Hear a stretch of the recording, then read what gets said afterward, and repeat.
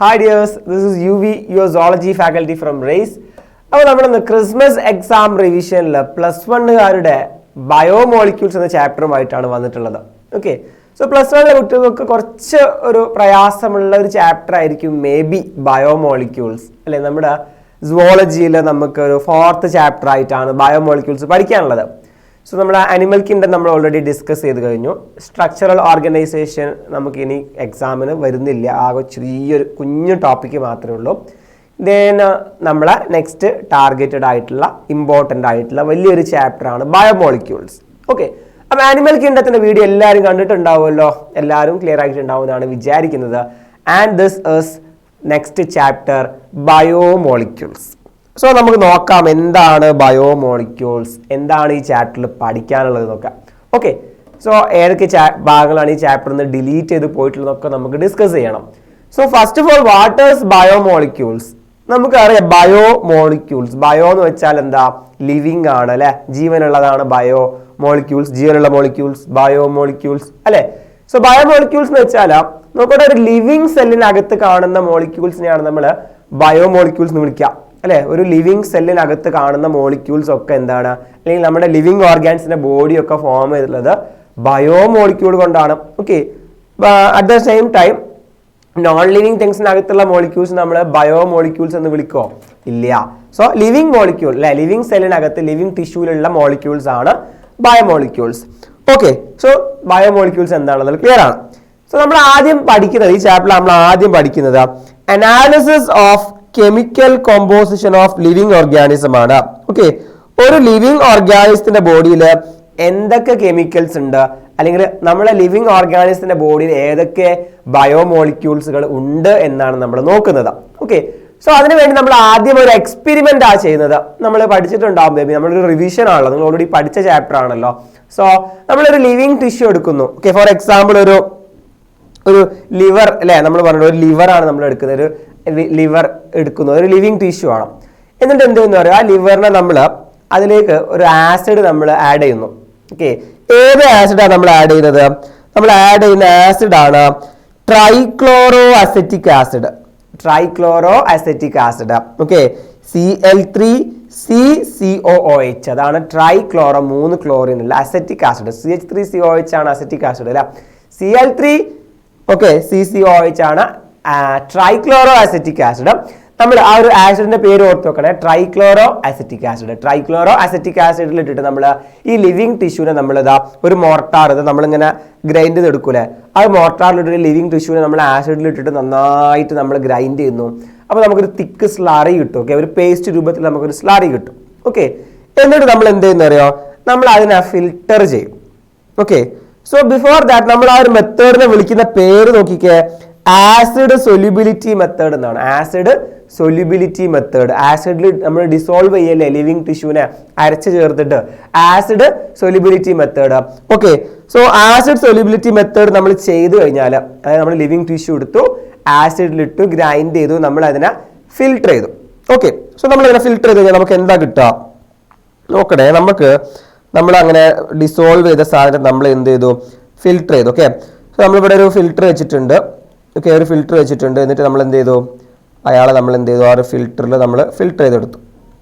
Okay, so നമ്മളിവിടെയാണ് ആ സാധനത്തിന് ഇട്ട് കൊടുത്തത്. സോ നമുക്കറിയാം കുറച്ച് ആളുകൾ താഴേക്ക് ഫിൽട്ടർ ചെയ്ത് വരും അല്ലേ. താഴേക്ക് ഫിൽട്ടർ ചെയ്ത് വന്ന ആൾ നമ്മൾ എന്താ വിളിക്കുക, താഴേക്ക് ഫിൽട്ടർ ചെയ്ത് വന്ന ആൾ നമ്മൾ ഫിൽട്രേറ്റ് എന്നാ വിളിക്കുക അല്ലെ. താഴേക്ക് ഫിൽട്ടർ ചെയ്ത് വന്ന ആളെ ഫിൽട്രേറ്റ് എന്നാ വിളിക്കുക. ദെൻ മേലെ ഫിൽട്ടർ ചെയ്യപ്പെടാത്ത ആളുകളുണ്ട്, താഴേക്ക് ഫിൽട്ടർ ചെയ്ത് വരാത്ത കുറച്ച് ആളുകളുണ്ട്, അവരെ നമ്മൾ റെറ്റൻറ്റേറ്റ് എന്നാണ് വിളിക്കുക, റെറ്റൻറ്റേറ്റ്.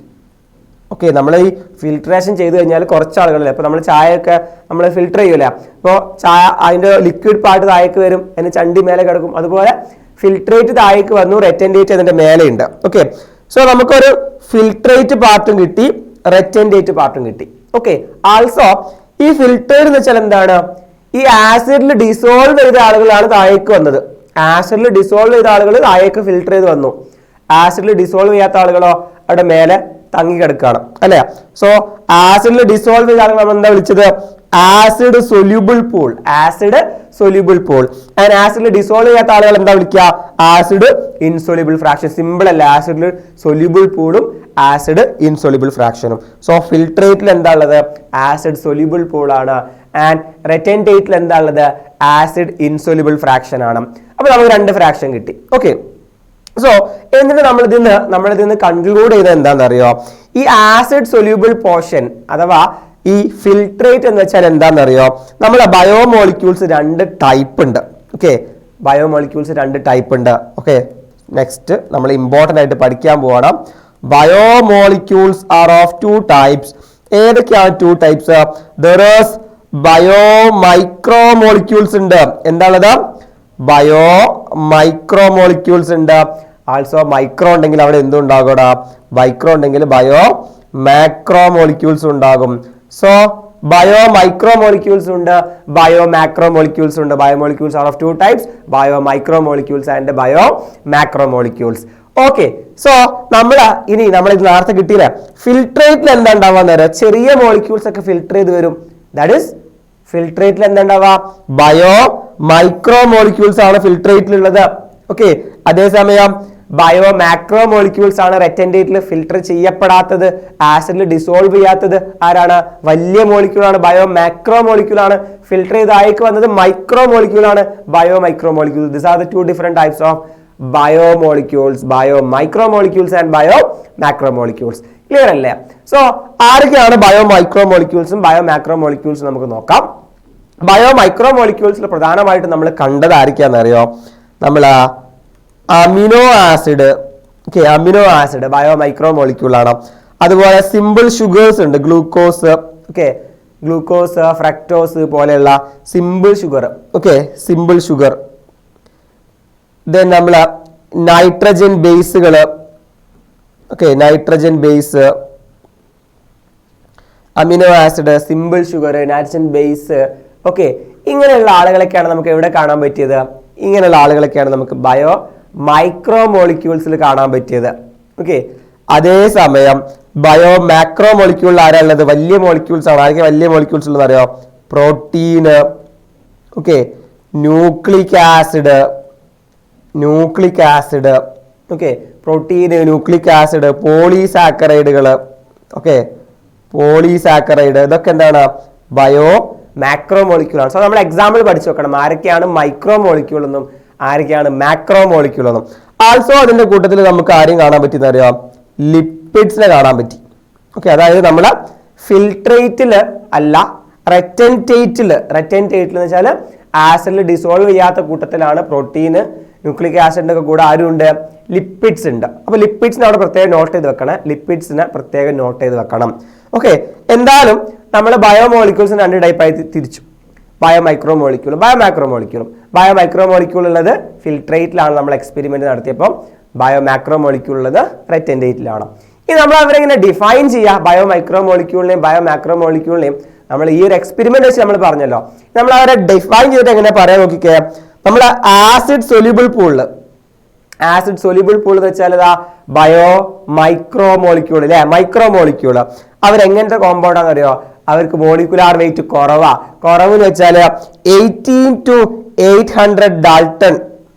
ആ ഒരു 18 ഡാൾട്ടൺ ടു 800 ഡാൾട്ടണിന് ഇടയിൽ വെയിറ്റ് ഉള്ള, അതായത് വെയിറ്റ് കുറഞ്ഞ ആളുകളാണ് ആസിഡ് സൊല്യൂബിൾ പൂളിലുള്ളത്. അവരാണ് bio micro molecules. Okay, micro molecules. അതേസമയം മാക്രോ മോളിക്യൂൾസ് എന്ന് വെച്ചാൽ നോക്കിക്കോ, 10,000. ഓക്കെ, 10,000 ഡാൾട്ടൺ, 10,000 ഡാൾട്ടണിലും കൂടുതൽ, 10,000 ഡാൾട്ടൺ എബവ് വെയിറ്റ് ഉള്ള ആളുകളാണ് എവിടെ ഉള്ളത്? മാക്രോ മോളിക്യൂൾസിൽ ഉള്ളത്. Okay, compounds found in acid insoluble fraction അഥവാ ബയോ മാക്രോ മോളിക്യൂൾ എന്താണ്? They are 10,000 dalton and above ആണ്. അവരാണ് macro molecules. And important thing note ചെയ്യണം, with the exception of lipids. With the exception of lipid. Lipid ആ കേസിൽ ഒരു exception ആണ്. Okay, lipid എന്താണ്? എക്സെപ്ഷൻ ആണ്. ലിപ്പിഡിന് നമുക്ക് ഈ പറഞ്ഞ ഡെഫിനിഷനിൽ നമുക്ക് ഉൾക്കൊള്ളിക്കാൻ പറ്റൂല. ലിപ്പിഡ് ഉള്ളത് ആസിഡ് ഇൻസൊല്യൂബിൾ ഫ്രാക്ഷനിലൊക്കെ തന്നെയാണ്. ബട്ട് ലിപ്പിഡിന് നമുക്ക് 10,000 ഡാൾട്ടണിന് മുകളിലാണ് വെയിറ്റ് നമുക്ക് പറയാൻ പറ്റൂല. ഓക്കെ, സോ നമ്മൾ നോക്കാം മൈക്രോ മോളിക്യൂൾസ്. ഓക്കെ, അവർ ഇനോർഗാനിക് ആയിരിക്കാം, ഓർഗാനിക് ആയിരിക്കാം. ഓക്കെ, അതിൽ പലതരം ആളുകളുണ്ട്. ഓക്കെ, ഷുഗർ ഉണ്ട്, മിനറൽസ് ഉണ്ട്, അമിനോ ആസിഡ് ഉണ്ട്, ന്യൂക്ലിയോടൈഡുകൾ ഉണ്ട്. ഓക്കെ, അങ്ങനെ പല ആളുകൾ നമുക്ക് അവിടെ കാണാൻ പറ്റും. ഓക്കെ, അതേസമയം ആസിഡ് ഇൻസോല്യൂബിൾ ഫ്രാക്ഷൻ എന്ന് വെച്ചാൽ ആരാ? മാക്രോ മോളിക്യൂൾ ആണ് അല്ലെ. അവരെന്താ കിടക്കുക? ഓർഗാനിക് കോമ്പൗണ്ട് ആയിട്ടുള്ള protein, nucleic acid, polysaccharide and also നമ്മൾ പറഞ്ഞ പോലെ ലിപ്പിഡ്സ്. സോ ആരൊക്കെയാണ് ബയോ മാക്രോ മോളിക്യൂൾസ് എന്നും മൈക്രോ മോളിക്യൂൾസ് എന്നും ക്ലിയർ ആയിട്ടുണ്ടാവുമല്ലോ. സോ ഇതാണ് നമ്മൾ രണ്ട് type bio molecules, micro molecules and macro molecules. Micro molecules ഉണ്ടാവുക ആസിഡ് സൊല്യൂബിൾ ഫ്രാക്ഷനിലാണ്, മറ്റേത് ആസിഡ് ഇൻസൊല്യൂബിൾ ഫ്രാക്ഷനിലാണ്. ഇനിയാണ് നമ്മൾ നേരത്തെ ഒരാൾ എക്സെപ്ഷണൽ ആയിട്ട് പറഞ്ഞില്ലേ, ലിപ്പിഡ്സ് ഉള്ളത് എവിടെയാ? ലിപ്പിഡ്സ് ഉള്ളത് ആസിഡ് ഇൻസൊല്യൂബിൾ ഫ്രാക്ഷനിലാണ്. നമ്മൾ അയാളെ ബയോ മാക്രോ മോളിക്യൂളായിട്ട് കൺസിഡർ ചെയ്യുന്നു. എന്നാൽ ലിപ്പിഡ്സ് ബയോ മാക്രോ മോളിക്യൂൾസ് ആണോ എന്ന് ചോദിച്ചാൽ അവർ ട്രൂ മാക്രോ മോളിക്യൂൾസ് അല്ല. Okay, lipids are not strictly macro molecules. എന്തുകൊണ്ടാണെന്ന് അറിയാം? The molecular weight do not exceed 800 dalton. 800 ഡാൾട്ടണിൽ കുറഞ്ഞ മോളിക്കുലാർ വെയിറ്റ് കുറഞ്ഞ ആളുകളാണ് ലിപ്പിഡ്സ്. ഓക്കെ, എന്നിട്ടും അവര് ബയോ മാക്രോ മോളിക്യൂൾ നമ്മൾ പെടുത്തിയത് എന്തുകൊണ്ടാ? അവരുള്ളത് ആസിഡ് ഇൻസൊല്യൂബിൾ ഫ്രാക്ഷനിലാണ്. Lipids are not polymers. Lipids polymer പോലും അല്ല, ചെറിയ മോളിക്യൂളാ. അവർ ശരിക്കും മൈക്രോ മോളിക്യൂളാ. ബട്ട് അവർ ആസിഡ് ഇൻസൊല്യൂബിൾ ഫ്രാക്ഷനിലായതുകൊണ്ട് നമ്മൾ എന്ത് ചെയ്തു? അവരെ നമ്മൾ ബയോ മാക്രോ മോളിക്യൂളിന്റെ കൂട്ടത്തിൽ എണ്ണി. ഇനി എന്തുകൊണ്ടാണ് അത് ആസിഡ് ഇൻസൊല്യൂബിൾ ഫ്രാക്ഷനിൽ വന്നത്? ഓക്കെ, ബിക്കോസ് നമ്മുടെ ലിപ്പിഡ്സ് എവിടെ കാണാന്നറിയോ? ലിപ്പിഡ്സ് നമ്മൾ ചെറിയ ക്ലാസ്സിൽ മേ ബി മുന്നേ ക്ലാസ്സിലൊക്കെ പഠിച്ചിട്ടുണ്ടാവും, അല്ലെങ്കിൽ നിങ്ങൾ സെല്ലിനെ കുറിച്ചൊക്കെ പഠിച്ചപ്പോൾ ഡിസ്കസ് ചെയ്തിട്ടുണ്ടാവും. നമ്മുടെ സെൽ മെംബ്രെയിൻ ഉണ്ടല്ലോ, നമ്മളെ സെൽ മെംബ്രെയിൻ, ഈ സെൽ മെംബ്രെയിൻ ഉണ്ടാക്കിയിരിക്കുന്നത് എന്തുകൊണ്ടാണെന്ന് അറിയോ? ലിപ്പിഡ്സ് കൊണ്ടാണ്, ഫോസ്ഫോ ലിപ്പിഡ് കൊണ്ടാണ്. ഓക്കെ, ലിപ്പിഡ് ബൈലെയർ ആണ് നമ്മളെ സെൽ മെംബ്രെയിൻ. സോ നമ്മൾ ഈ ഗ്രൈൻഡ് ചെയ്യുന്ന സമയത്ത് നമ്മൾ ആ ലിവറിനെ നമ്മൾ ആസിഡ് ഒഴിച്ചിട്ട് നമ്മളതിനെ മോട്ടാറിലിട്ടിട്ട് അജിറ്റേറ്റ് ചെയ്തില്ല, ഗ്രൈൻഡ് ചെയ്തില്ല. ഈ ഗ്രൈൻഡ് ചെയ്യുന്ന സമയത്ത് ഈ സെൽ മെംബ്രെയിനൊക്കെ ബ്രേക്ക് ചെയ്തിട്ടുണ്ടല്ലോ, ഈ ലിപ്പിഡ്സ് ചില വെസിക്കിൾസ് ഫോം ചെയ്യും. ഓക്കെ, ഇതാ ഈ ലിപ്പിഡ്സ് ഇങ്ങനെ ലിപ്പിഡ് ബൈലെയർ ആയിട്ട് നമുക്ക് ഇങ്ങനെ കാണാൻ പറ്റും. ലിപ്പിഡ്സ് സെൽ മെംബ്രെയിനിൽ ഇവരൊക്കെ കൂടി ചേർന്നിട്ട് വെസിക്കിൾ ഫോം ചെയ്യും. ഓക്കെ, ഈ ലിപ്പിഡ്സ് ഇങ്ങനെ കൂടി ചേർന്നിട്ട് എന്ത് ഫോം ചെയ്യുന്നറിയോ? അവര് വെസിക്കിൾ ഫോം ചെയ്യും. ഈ ലിപ്പിഡ്സ് വെസിക്കിൾ ഫോം ചെയ്ത് കഴിഞ്ഞാൽ എന്താ സംഭവിക്കാന്നറിയോ? They become water insoluble, acid insoluble.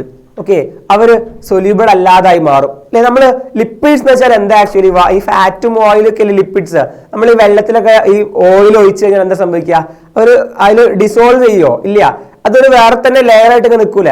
അതുപോലെ ഇവരിതാ നമ്മളെ ഈ പറയുന്ന ലിപ്പിഡ്സ് എന്താ ചെയ്തത്? അവർ വെസിക്കിൾസ് ഫോം ചെയ്തു. Because they are part of cell membrane. അവർ സെൽ മെംബ്രെയിൻ ബ്രേക്ക് ചെയ്തപ്പോൾ അവർ വെസിക്കിൾസ് ഫോം ചെയ്തു. വാട്ടർ ഇൻസൊല്യൂബിൾ ആയിട്ടുള്ള അല്ലെങ്കിൽ ആസിഡ് ഇൻസൊല്യൂബിൾ ആയിട്ടുള്ള വെസിക്കിൾസ് ഫോം ചെയ്തു. അതുകൊണ്ട് തന്നെ നമ്മളെ ആസിഡ് സൊല്യൂബിൾ പൂളിൽ നമുക്ക് ആരെ കാണാൻ പറ്റിയില്ല? ലിപ്പിഡ്സിനെ കാണാൻ പറ്റിയില്ല. അവർ വെസിക്കിൾസ് ഫോം ചെയ്തു, അവർ ഇൻസൊല്യൂബിൾ ആയിട്ട് മാറി. അതുകൊണ്ട് നമുക്ക് ആസിഡ് ഇൻസൊല്യൂബിൾ കാണാൻ പറ്റിയില്ല. അവരുള്ളത് ആസിഡ് സൊല്യൂബിൾ കാണാൻ പറ്റിയില്ല. അവരുള്ളത് ആസിഡ് ഇൻസൊല്യൂബിൾ ഫ്രാക്ഷനിലാണ്. എന്ന് വെച്ച് നമ്മൾ അവരെ വെയിറ്റ് വെച്ച് നോക്കുകയാണെങ്കിൽ അവരെന്താണ്? മൈക്രോ മോളിക്യൂൾ ആണ്. അവരുടെ വെയിറ്റ് 800 ഡാൾട്ടണിലും താഴെയാണ് മോളിക്കുലാർ വെയിറ്റ്, ഈവൻ ദോ അവർ ആസിഡ് ഇൻസൊല്യൂബിൾ ഫ്രാക്ഷനിലാണ്. സോ ആ ലിപ്പിഡ് ഒരു പ്രധാനപ്പെട്ട ആളാണ്. ലിപ്പിഡിന്റെ പ്രത്യേകത നമ്മൾ ഇവിടെ നോട്ട് ചെയ്ത് വെക്കണം. ക്ലിയർ ആണല്ലോ? നോട്ട് ചെയ്തില്ലേ? കാര്യങ്ങൾ ക്ലിയർ അല്ലേ? ഓക്കെ, സോ ഇതാണ് ആസിഡ് സൊല്യൂബിലിറ്റി മെത്തേഡ്. നമ്മൾ കെമിക്കൽ കോമ്പോസിഷൻ നോക്കാൻ വേണ്ടിയിട്ടാണ് നമ്മൾ ഈ ടെസ്റ്റ് നടത്തിയത്. Also where is ash analysis ഉണ്ട്. ആഷ് അനാലിസിസ് എന്ന് വെച്ചാൽ ഇനോർഗാനിക് കോമ്പൗണ്ട്സ് ആൻഡ് എലമെന്റ്സ് കണ്ടുപിടിക്കാൻ വേണ്ടിയിട്ടാണ്. ഓക്കെ, നമ്മൾ ഓർഗാനിക് കോമ്പൗണ്ട്സ് ആണ് ഇപ്പോൾ കണ്ടുപിടിച്ചത്. ഇനി ഇനോർഗാനിക് ആയിട്ട് എന്തൊക്കെ കണ്ടിട്ടുണ്ടെന്ന് അറിയാൻ വേണ്ടി നമ്മൾ എന്ത് ചെയ്യുന്ന അറിയാം? നമ്മൾ ഓൾറെഡി എടുത്ത ലിവിങ് ടിഷ്യൂനെ നമ്മൾ ബേൺ ചെയ്ത് കളയും. ഓക്കെ, ബേൺ ചെയ്യുമ്പോൾ അതിലുള്ള ഓർഗാനിക് കോമ്പൗണ്ട്സ് ഒക്കെ ബേൺ ചെയ്ത് പോകും. ബാക്കി ആഷ് മാത്രം ഉണ്ടാവുക. ഇനോർഗാനിക് ആയിട്ടുള്ള ആഷ്, അതിലാണ് അതിന്റെ മിനറൽസും ബാക്കിയുള്ള ഇനോർഗാനിക് കോൺസ്റ്റിറ്റ്യൂൻസ് ഒക്കെ നമുക്ക് ആഷിലുണ്ടാവും. അപ്പോൾ ആഷ് ഇട്ട് നോക്കിക്കഴിഞ്ഞാൽ ആ ഒരു ലിവിങ് ടിഷ്യൂവിൽ അതിലെന്തൊക്കെ മിനറൽസ് ഉണ്ടെന്ന് കാണാൻ പറ്റും. അതിൽ ഓൾറെഡി ഉള്ള ഓർഗാനിക് കോമ്പൗണ്ട്സ് ഒക്കെ എന്ത് ചെയ്തു? ബേൺ ചെയ്ത് പോയി അല്ലേ. കാർബൺ കണ്ടെയ്നിങ് കോമ്പൗണ്ട്സ് ഒക്കെ ബേൺ ചെയ്ത് പോകും. ഓക്കെ, അതാണ് ആഷ് അനാലിസിസ്. സോ ഇതാണ് രണ്ട് ടെസ്റ്റ് നമ്മൾ ഡിസ്കസ് ചെയ്തത്, ആസിഡ് സൊല്യൂബിലിറ്റി മെത്തേഡും ആഷ് അനാലിസിസും. Acid solubility method organic compounds കണ്ടുപിടിക്കാനും ആഷ് അനാലിസിസ് ഇനോർഗാനിക് കോമ്പൗണ്ട്സിനെ കണ്ടുപിടിക്കാനുമാണ് നമ്മൾ ഡിസ്കസ് ചെയ്തത്. ഓക്കെ, ആൾസോ നമുക്ക് നമ്മളെ ടിഷ്യൂവിൻ്റെ വെറ്റ് വെയിറ്റും ഡ്രൈ വെയിറ്റും ഒക്കെ നമുക്ക് നോക്കാൻ പറ്റും അല്ലേ. ടിഷ്യൂ നമ്മൾ നോർമലി എടുത്ത് നോക്കുകയാണെങ്കിൽ അത് വെറ്റ് വെയിറ്റ് ആണ്. അതിലുള്ള വാട്ടർ കളഞ്ഞാൽ നമുക്ക് കിട്ടുന്നത് എന്താണ്? ഡ്രൈ വെയിറ്റ് ആണ് അല്ലേ. So wet weight minus dry weight നമുക്ക് അതിലുള്ള വാട്ടർ കണ്ടന്റ് കിട്ടൂലേ. സോ അങ്ങനെയൊക്കെ നമുക്ക് ഈ സെല്ലിലുള്ള ടിഷ്യൂവിലുള്ള കെമിക്കൽ കോമ്പോസിഷനും മറ്റു ആളുകളുടെ കോമ്പോസിഷനൊക്കെ നമുക്ക് നോക്കാൻ പറ്റും. ഓക്കെ, സോ അത്രയൊക്കെ നമുക്ക് ആ ഒരു ഭാഗത്ത് ഡിസ്കസ് ചെയ്യാനുള്ളത്. നമ്മൾ പ്രധാനമായിട്ട് ഓർക്കേണ്ടത് ബയോമോളിക്യൂൾസ് 2 ടൈപ്പ് ഉണ്ട്, മൈക്രോമോളിക്യൂൾസും മാക്രോമോളിക്യൂൾസും. മൈക്രോമോളിക്യൂൾസ് എന്ന് വെച്ചാൽ 800 ഡാൾട്ടണിന് താഴെയാണ്, മാക്രോമോളിക്യൂൾസ് 10,000 ഡാൾട്ടണിന് മേലെയാണ്. മൈക്രോമോളിക്യൂൾസ് എന്ന് പറയുമ്പോൾ ഷുഗർ ഇല്ല, സിമ്പിൾ ഷുഗർ, അമിനോ ആസിഡ് പോലുള്ള ആളുകളാണ്. മാക്രോമോളിക്യൂൾസ് എന്ന് പറയുമ്പോൾ പ്രോട്ടീൻ, പോളിസാക്കറൈഡ്, ന്യൂക്ലിക് ആസിഡ് ഒക്കെയാണ്. ആൻഡ് ആൾസോ ലിപ്പിഡ്സിന്റെ ഒരു പ്രത്യേകത നമ്മൾ അവിടെ ഡിസ്കസ് ചെയ്തു. ഓക്കെ, ക്ലിയർ അല്ലേ? ദെൻ നമ്മൾ അടുത്തൊരു ഭാഗത്തേക്ക് പോവാണ്. നമ്മൾ നെക്സ്റ്റ് ഡിസ്കസ് ചെയ്യുന്നത് ഏറ്റവും പ്രധാനമായിട്ട് നമ്മൾ ഫസ്റ്റത്തെ മൈക്രോമോളിക്യൂൾ ഡിസ്കസ് ചെയ്യാൻ പോകണം. നമ്മൾ ഏറ്റവും ഫസ്റ്റ് ഡിസ്കസ് ചെയ്യുന്ന മൈക്രോമോളിക്യൂൾ ആണ് amino acids. Amino acids. Okay, so amino ആസിഡിനെ കുറിച്ചാണ് നമ്മൾ അടുത്തായിട്ട് നോക്കാൻ പോകുന്നത്. അമിനോ ആസിഡിന്റെ സ്ട്രക്ചർ ആണ് നിങ്ങൾക്ക് കൊടുത്തിട്ടുള്ളത്. Okay, amino acid they are substituted methane ആണ്. അമിനോ ആസിഡ് സബ്സ്റ്റിറ്റ്യൂട്ടഡ് മീഥൈൻ ആണ്. Substituted methane. എന്താണ് മീഥൈൻ? CH4 ആണ് മീഥൈൻ. നമ്മൾ പഠിച്ചിട്ടുണ്ടാവും കെമിസ്ട്രിയിൽ, ഓർഗാനിക്കിലൊക്കെ. CH4 ആണ് മീഥൈൻ അല്ലെ. കാർബൺ നമുക്കറിയാം 4 വാലൻസി ഉണ്ട്. കാർബൺ 4 വാലൻസി ഉണ്ട് അല്ലെ. 4 വാലൻസിയിലും H ആണെങ്കിൽ അത് CH4 മീഥൈൻ. ഈ Hന് പകരം വേറെ ചില ആളുകൾ Hനെ സബ്സ്റ്റിറ്റ്യൂട്ട് ചെയ്ത് വരികയാണ്. അപ്പോഴാണ് എന്തുണ്ടാവുക? അമിനോ ആസിഡ് ഉണ്ടാവുക. That is why it is called substituted methane. Okay, so ഇവിടെ C ഉണ്ട് അല്ലെ. കാർബൺ സിന്റെ ഒരു ഭാഗത്ത് എന്ത് വന്നു? ഒരു കാർബോക്സിൽ ഗ്രൂപ്പ് വന്നു, COOH, carboxylic acid, carboxylic group. Okay, വേറെ ഭാഗത്ത് NH2 വന്നു, അമിനോ ഗ്രൂപ്പ് ആണ്, അമിനോ ഗ്രൂപ്പ്. ഓക്കെ, ഒരു ഭാഗത്ത് H തന്നെ ഉണ്ട്, ഒരു ഭാഗത്ത് H തന്നെ ഉണ്ട്. ആൻഡ് ഒരു ഭാഗത്ത് R ഗ്രൂപ്പ് എന്നാണ് കൊടുത്തിട്ടുള്ളത്, R group. Okay, R group എന്ന് വെച്ചാൽ ഒരു വാരിയബിൾ ഗ്രൂപ്പാണ്. അവിടെ എന്തും വരാം. ഈ R എന്ന് വെച്ചാൽ വാരിയബിൾ ആണ്. അവിടെ ആരും മാറി മാറി വരാം. ബാക്കി 3 പൊസിഷനും കോൺസ്റ്റന്റ് ആണ്. ബാക്കി 3 പൊസിഷനും മാറൂല. R ഗ്രൂപ്പ് മാത്രം മാറി വരും. R ഗ്രൂപ്പ് മാറുന്നതിനനുസരിച്ച് ഇയാളെ ക്യാരക്ടറും പേരും ഒക്കെ മാറും. സോ ഇതാണ് അമിനോ ആസിഡിന്റെ ബേസിക് സ്ട്രക്ചർ അല്ലെ. അമിനോ ആസിഡിന്റെ ബേസിക് സ്ട്രക്ചർ നമ്മൾ എങ്ങനെ വരയ്ക്കുക? അമിനോ ആസിഡിന്റെ നോക്കണേ, ഇതാ C വരച്ചു അല്ലെ. നമ്മൾ കാർബൺ വരച്ചു. കാർബണിന്റെ 4 വാലൻസി നമ്മൾ നോട്ട് ചെയ്തു. ദെൻ അവിടെ ഒരു ഹൈഡ്രജൻ ഉണ്ട് അല്ലെ. ദെൻ ഒരു COOH ഗ്രൂപ്പ് ഉണ്ട്, ഒരു NH2, ഒരു അമിനോ ഗ്രൂപ്പ് ഉണ്ട്, ഒരു ആസിഡ് ഗ്രൂപ്പ് ഉണ്ട്. അമിനോ ആസിഡ്, അമിനോ ഗ്രൂപ്പ് ഉണ്ട്, ആസിഡ് ഗ്രൂപ്പ് ഉണ്ട്, ഒരു വാരിയബിൾ ഗ്രൂപ്പ് ഉണ്ട് R അല്ലെ. This is amino acid substituted methane. Okay, ഇനി നമ്മൾ അമിനോ ആസിഡിനെ കുറിച്ച് നമ്മൾ ഡീറ്റെയിൽ ആയിട്ട് നോക്കാൻ പോവാണ്. അമിനോ ആസിഡ് നമുക്ക് പഠിക്കാനുള്ളത് പ്രധാനപ്പെട്ട ചില 3 എക്സാമ്പിൾസ് പഠിക്കാനുണ്ട്. ഈ R ഗ്രൂപ്പിന് പകരം മറ്റു ചില ആളുകൾ വരുമ്പോൾ അതിന്റെ പേര് മാറും അല്ലെ. R ഗ്രൂപ്പിന് പകരം വരുന്ന ആൾ ആരാണോ അതിനനുസരിച്ചിട്ട് അമിനോ ആസിഡിന്റെ പേര് നമുക്ക് മാറും. സോ നമ്മൾ പഠിക്കാതെ നോക്കിക്കുക. R ഗ്രൂപ്പിന്റെ ഭാഗത്ത് H വരാണെങ്കിൽ അതിന് വിളിക്കുന്ന പേരാണ് ഗ്ലൈസീൻ. ഗ്ലൈസീൻ ഇമ്പോർട്ടന്റ് ആയിട്ട് ഓർത്ത് വെക്കണം. നമ്മുടെ ടെക്സ്റ്റ് ബുക്കിൽ കൊടുത്ത 3 എക്സാമ്പിൾ ആണ്. H വന്നാൽ അത് ഗ്ലൈസിൻ ആണ്. R ഗ്രൂപ്പിന്റെ സ്ഥാനത്ത് മീഥൈൽ ഗ്രൂപ്പ് CH3 വന്നാൽ, മീഥൈൽ ഗ്രൂപ്പ് CH3 വന്നാൽ അലനിൻ ആണ്, അലനിൻ. ഓക്കെ, ആൻഡ് R ഗ്രൂപ്പിന്റെ സ്ഥാനത്ത് CH2OH ഹൈഡ്രോക്സി മീഥൈൽ വന്നാൽ അതെന്താണ്? സെറൈൻ ആണ്, സെറൈൻ. സോ നമുക്ക് ഈ 3 എക്സാമ്പിൾ ആണ് പ്രധാനമായിട്ട് പഠിക്കാനുള്ളത്. ഏതൊക്കെയാണ്? Glycine, alanine and serene. Glycine, alanine and serene. Okay, glycine എന്ന് വെച്ചാൽ R ഗ്രൂപ്പിന്റെ സ്ഥാനത്ത് H ആണ്. അപ്പൊ 2 H വരും, 2 H വരും ടോട്ടൽ. ഓക്കെ, സോ H ആണ്. ദെൻ അലനിൻ എന്ന് വെച്ചാൽ മീഥൈൽ ഗ്രൂപ്പ് ആണ്, CH3 ആണ്. ആൻഡ് സെറൈൻ എന്ന് വെച്ചാൽ CH2OH ആണ്. H വരും, CH3 വരും ആൻഡ് CH2OH വരും. CH3 വന്നാൽ അലനിൻ, CH2OH വന്നാൽ എന്താണ്? സെറൈൻ ആണ്. H വന്നാൽ ഗ്ലൈസിൻ ആണ്. ഇതാണ് നമുക്ക് പഠിക്കാനുള്ള 3 പ്രധാനപ്പെട്ട ഇമ്പോർട്ടന്റ് ആയിട്ടുള്ള അമിനോ ആസിഡ്സ്. ക്ലിയർ ആണല്ലോ? സോ നമുക്ക് അടുത്തൊരു പാർട്ടിലേക്ക് പോവാം. And based on number of amino and carboxylic group, amino acids are following group. Okay, amino acid നമുക്കറിയാം ഒരു അമിനോ ഗ്രൂപ്പ് ഉണ്ട് അല്ലെ, NH2. ഒരു നമ്മൾ നേരത്തെ കണ്ടു, നമ്മൾ അമിനോ ആസിഡ് നമ്മൾ നേരത്തെ കണ്ടതാണ്. ഓക്കെ, അമിനോ ആസിഡ് H ഉണ്ട്, COOH ഉണ്ട്, ഇവിടെ NH2 ഉണ്ട്, ആൻഡ് ഇവിടെ വാരിയബിൾ ഗ്രൂപ്പ് ഉണ്ട്. ഓക്കെ, സോ ഇവിടെ ഒരു അമിനോ ഗ്രൂപ്പ് ഉണ്ട്. ഇതാണ് അമിനോ ഗ്രൂപ്പ് അല്ലെ. ഇതെന്താണ്? കാർബോക്സിലിക് അല്ലെ, ആസിഡ് ഗ്രൂപ്പ് ആണ്, COOH. സോ ഇനി ഇവിടെ ഒരു R ഗ്രൂപ്പ് വരും അല്ലെ. ഇപ്പൊ ഇതില് ബേസിക് ഗ്രൂപ്പ് ഏതാണ്? അമിനോ ഗ്രൂപ്പ് ബേസിക് ആണ്. അമിനോ ഗ്രൂപ്പ് എന്താണ്? ബേസിക് ഗ്രൂപ്പ് ആണ്. COOH ആണെങ്കിലോ ആസിഡ് ഗ്രൂപ്പ് ആണ്. ഇപ്പൊ ഇതില് ഒരു ബേസിക് ഗ്രൂപ്പ് ഉണ്ട്, ആസിഡ് ഗ്രൂപ്പ് ഉണ്ട്. ഓക്കെ, ഇനി നമ്മൾ അമിനോ ആസിഡ് നമുക്ക് ക്ലാസിഫൈ ചെയ്യാൻ പറ്റും. ആസിഡിക് അമിനോ ആസിഡ് എന്നും ബേസിക് അമിനോ ആസിഡ് എന്നും ന്യൂട്രൽ അമിനോ ആസിഡ് എന്നും ക്ലാസിഫൈ ചെയ്യാൻ പറ്റും. Acidic, basic, neutral. Okay, so നോക്കൂ, ഇവിടെ ബേസിക് അമിനോ ആസിഡ് എന്ന് വെച്ചാൽ അവിടെ ബേസിക് ഗ്രൂപ്പുകളുടെ എണ്ണം കൂടുതലായിരിക്കും. അതായത് ഇനി വരാൻ പോകുന്ന R ഗ്രൂപ്പിൽ ഒരു ബേസിക് ഗ്രൂപ്പ് ഉണ്ടെങ്കിൽ, ഒരു അമിനോ ഗ്രൂപ്പോ ഒരു ബേസിക് ഗ്രൂപ്പ് ഉണ്ടെങ്കിൽ, അപ്പോൾ ടോട്ടൽ ബേസിക് ഗ്രൂപ്പിന്റെ എണ്ണം കൂടൂലേ? അപ്പോൾ ആ അമിനോ ആസിഡിന്റെ ടോട്ടൽ ക്യാരക്ടർ ബേസിക് ആയിട്ട് മാറും. വരാൻ പോകുന്ന R ഗ്രൂപ്പില് അസിഡിക് ഗ്രൂപ്പ് ആണുള്ളതെങ്കിലോ ഒരു COOH ഒരു അസിഡിക് ഗ്രൂപ്പ് ആണുള്ളത് എന്താ സംഭവിക്കുക? അസിഡിക് ഗ്രൂപ്പിന്റെ ടോട്ടൽ എണ്ണം കൂടൂലേ, അപ്പൊ അത് എന്തായിട്ട് മാറും? അസിഡിക് അമിനോ ആസിഡ് ആയിട്ട് മാറും. ബേസിക് ആൻഡ് ആസിഡിന്റെ എണ്ണം ബേസിക് ആൻഡ് അസിഡിക്കിന്റെ എണ്ണം ഈക്വൽ ആണെങ്കിൽ അത് ന്യൂട്രൽ ആയിട്ട് മാറും. സോ അമിനോ ആസിഡ്സ് 3 ഉണ്ട്. Based on the number of amino and carboxylic group ആണ്. They are acidic amino acid.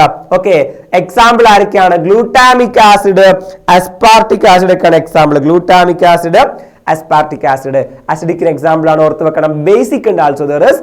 ബേസിക്കിന് example ആണ് lysine and arginine. Lysine and arginine are the examples for basic amino acid and there is neutral amino acid. Example ആണ് valine, glycine, alanine. നമ്മൾ നേരത്തെ കണ്ടില്ല glycine. Okay, glycine നമ്മൾ കണ്ടു അല്ലെ. ഇതിൽ ഒരു ബേസിക്കും ഒരു ആസിഡിക് ഗ്രൂപ്പ് മാത്രമേ ഉള്ളൂ. സോ അതെന്താണ്? ന്യൂട്രൽ ആണ് അല്ലെ. അലനിൻ നോക്കുക, ഇതിൽ ഒരു ബേസിക് ഒരു ആസിഡിക്കും മാത്രമേ ഉള്ളൂ, അയാൾ എന്താണ്? ന്യൂട്രൽ ആണ്. ഓക്കെ, സോ നമ്മൾ നോക്കുകയാണെങ്കിൽ ന്യൂട്രൽ അമിനോ ആസിഡിന് എക്സാമ്പിൾ ആണ് വാലിൻ അല്ലെ, ഗ്ലൈസിൻ, അലനിൻ ഒക്കെ. വാലിൻ, ഗ്ലൈസിൻ, അലനിൻ ഒക്കെ എന്താണ്? ന്യൂട്രൽ അമിനോ ആസിഡിന് എക്സാമ്പിൾ ആണ്. സോ ഇറ്റ് ഇസ് ക്ലിയർ അല്ലേ?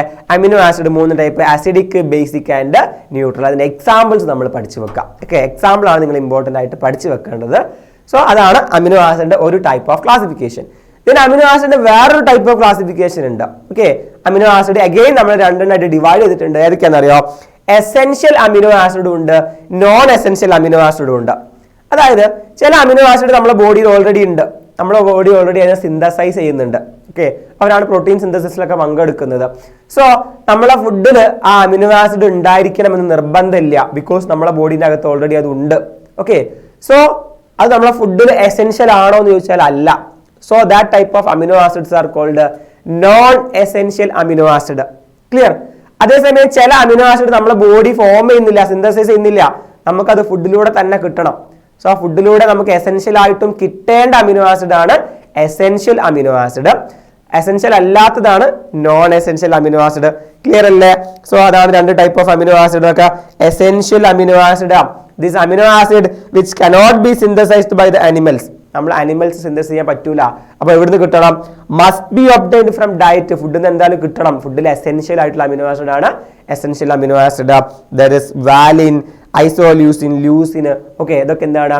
എസെൻഷ്യൽ അമിനോ ആസിഡിന്റെ എക്സാമ്പിൾ ആണ്. എക്സാമ്പിൾ ഓർത്ത് വെക്കണേ.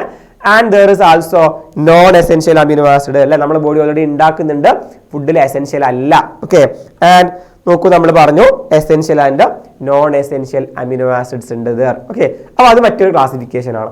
ക്ലിയർ അല്ലേ? അതും ക്ലിയർ അല്ലേ? അങ്ങനെയാണ് നമുക്ക് അടുത്ത ഭാഗത്തേക്ക് പോവാം. അപ്പൊ അടുത്ത ഭാഗത്ത് നമ്മൾ പഠിക്കുന്നത് അമിനോ ആസിഡിന്റെ ചില ക്യാരക്ടേഴ്സ് ആണ്. ഓക്കെ, അമിനോ ആസിഡ് അയോണൈസബിൾ ആണ്. അമിനോ ആസിഡ്സിന് അയോൺ ആയിട്ട് മാറാൻ പറ്റും, അയോണൈസബിൾ ആണ്. Okay, and in different pH അല്ലെ, ഡിഫറെന്റ് pH ഉള്ള സൊല്യൂഷനിൽ അമിനോ ആസിഡ് ഡിഫറെന്റ് ക്യാരക്ടേഴ്സ് കാണിക്കും. ഈ ഒരു ഡയഗ്രാം നമ്മളെ ടെക്സ്റ്റ് ബുക്കിലുള്ളതാണ്. ഓക്കെ, സോ ഇവിടെ ഒരു അമിനോ ആസിഡ് കാണിച്ചിട്ടുണ്ട്. ഓക്കെ, അമിനോ ആസിഡിന്റെ കാർബണിൽ ഒരു COOH ഗ്രൂപ്പ് ഉണ്ട്, H ഉണ്ട്, R ഉണ്ട്. NH2 എന്തായിട്ട് മാറിയിട്ടുണ്ട്? NH3+ ആയിട്ട് മാറിയിട്ടുണ്ട്. ഓക്കെ, NH2 NH3+ ആയിട്ട് മാറി. NH2 എന്ത് ചെയ്തു? ഒരു ഹൈഡ്രജനെ സ്വീകരിച്ചിട്ട് അയോണൈസബിൾ ആയി NH3+ അമോണിയം അയോൺ ആയിട്ട് മാറി.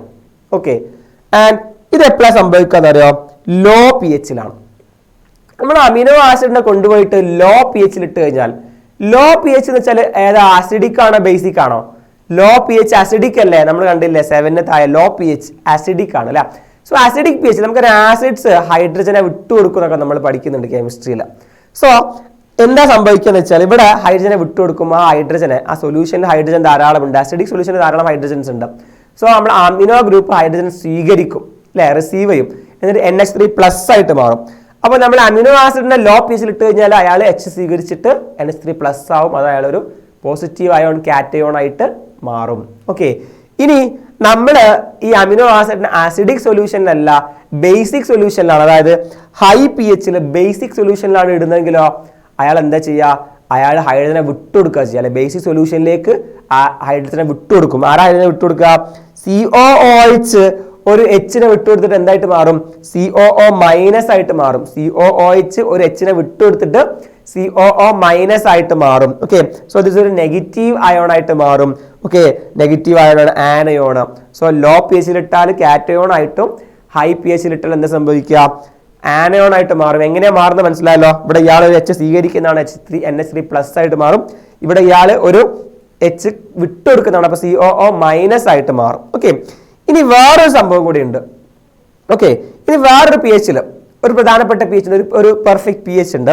ആ ഒരു പോയിന്റിന് നമ്മൾ വിളിക്കുന്നത് ഐസോ ഇലക്ട്രിക് പോയിന്റ് എന്നാണ്. ഓക്കെ, ആ പോയിന്റിന് നമ്മൾ വിളിക്കുന്ന പേര് എന്താണെന്ന് അറിയോ, ഐസോ ഇലക്ട്രിക് പോയിന്റ് എന്നാണ്. Okay, there is iso electric point.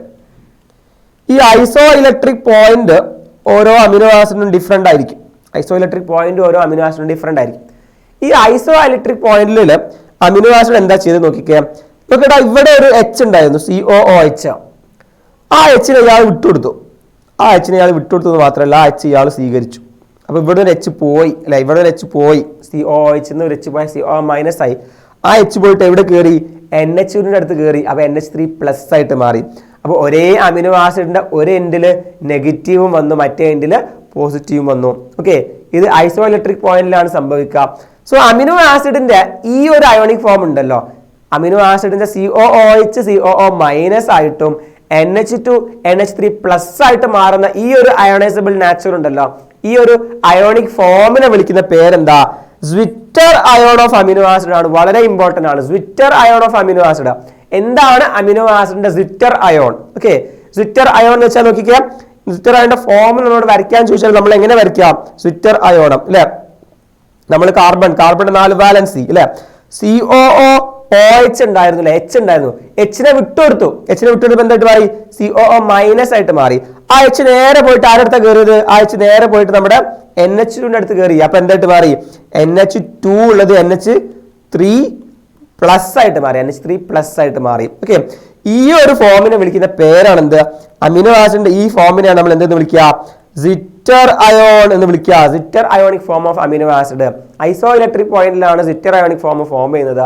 Law P എച്ചിലാണെങ്കിൽ അയാൾ എന്താ ഫോം ചെയ്യുക, കാറ്റയോൺ ആണ് അല്ലെ, നമ്മൾ കണ്ടു കാറ്റയോൺ ആണ്, പോസിറ്റീവ് അയോൺ ആണ്, NH3+ ആയിട്ട് മാറും. ആൻഡ് ഹൈ പി എച്ചിലാണെങ്കിലോ COO മൈനസ് ആനയോൺ ആയിട്ട് മാറും. ഓക്കെ, ഇതാണ് അമിനോ ആസിഡിന്റെ വേറെ പ്രത്യേകത, വളരെ ഇമ്പോർട്ടന്റ് ആണ്. നിങ്ങളോട് ചോദിച്ചേക്കാം, draw the zwitter ionic form of amino acid, അല്ലെങ്കിൽ what is zwitter ionic form of amino acid, അല്ലെങ്കിൽ എങ്ങനെയാണ് zwitter ionic form of amino acid form ചെയ്യുന്നത്. ക്ലിയർ അല്ലേ? എന്താണ് zwitter ionic form of amino acid എന്ന്? ലോ പി എച്ചിലും high P എച്ചിലും amino ആസിഡിന് എന്ത് മാറ്റം സംഭവിക്കുന്നു നിങ്ങൾ കണ്ടില്ല. സോ അതാണ് നമ്മൾ അടുത്തതായിട്ട് നമ്മൾ ഡിസ്കസ് ചെയ്തത്. നിങ്ങൾക്ക് അത് മനസ്സിലായിട്ടുണ്ടാവുമല്ലോ. ഓക്കെ, ഇത് നമ്മൾ മറ്റൊരു ഭാഗത്തേക്ക് പോവാണ്. ഓക്കെ, സോ നമുക്ക് അമിനോ ആസിഡിനെ കുറിച്ച് നമുക്ക് ഇത്രയൊക്കെ പഠിക്കാനുള്ളൂ. ഓക്കെ, അമിനോ ആസിഡ് ഒരു മാക്രോ മോളിക്യൂൾ ആണോ മൈക്രോ മോളിക്യൂൾ ആണോ? അമിനോ ആസിഡ് ഒരു മൈക്രോ മോളിക്യൂളാണ്, നമുക്കറിയില്ല. അമിനോ ആസിഡ് മൈക്രോ മോളിക്യൂളാണ്. ഇനി നമ്മൾ ഈ ചാപ്റ്റർ ഡിസ്കസ് ചെയ്യുന്നത് ടെക്സ്റ്റ് ബുക്കിലുള്ള ഓർഡറിലല്ല. അമിനോ ആസിഡ് എന്ന മൈക്രോ മോളിക്യൂൾ കൂടി ചേർന്നിട്ടുണ്ടാകുന്ന മാക്രോ മോളിക്യൂൾ ഉണ്ട്. അമിനോ ആസിഡ് എന്തായിരുന്നു, ഒരു മൈക്രോ മോളിക്യൂൾ ആയിരുന്നു.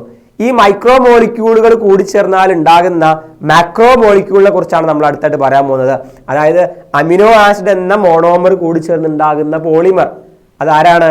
അത് നമ്മുടെ പ്രോട്ടീൻ ആണ്. ഓക്കെ, പ്രോട്ടീൻ, അമിനോ ആസിഡുകൾ കൂടി ചേർന്നുണ്ടാവുന്ന പോളിമർ ആണ് protein.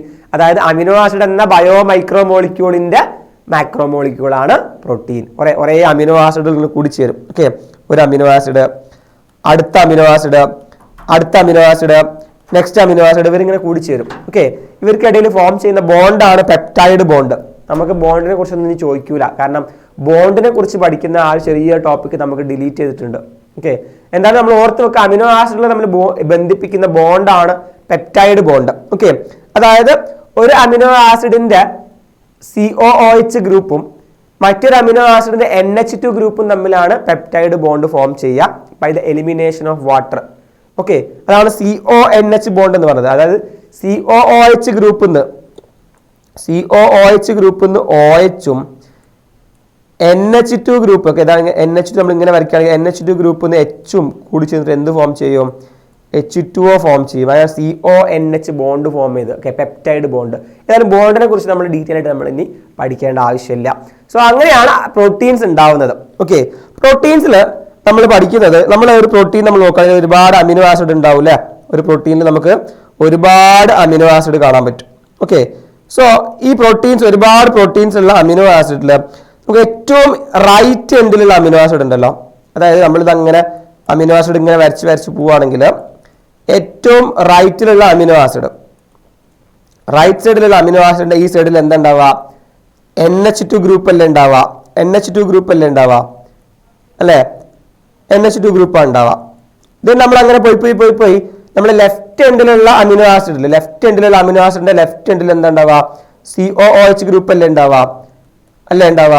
So amino acid chain ആണല്ലോ പ്രോട്ടീൻ. അപ്പൊ പ്രോട്ടീന്റെ റൈറ്റ് എൻഡിൽ നമുക്ക് അമിനോ ഗ്രൂപ്പ് ഉണ്ടാവുക, ഒരു അമിനോ ആസിഡിന്റെ റൈറ്റ് എൻഡിൽ അമിനോ ഗ്രൂപ്പ് ഉണ്ടാവാം. ആൻഡ് ലെഫ്റ്റ് എൻഡിലോ കാർബോക്സിലിക് COOH ഗ്രൂപ്പാണ് ഉണ്ടാവുക. Okay, so first amino acid, ഈ ഒരു അമിനോ ആസിഡ് നമ്മൾ എന്താ വിളിക്കാൻ തരാം? N ടെർമിനൽ അമിനോ ആസിഡ് ഒന്നും, ലാസ്റ്റ് അമിനോ ആസിഡിൽ COOH അല്ലേ, C ടെർമിനൽ അമിനോ ആസിഡ് എന്നാ വിളിക്കുക.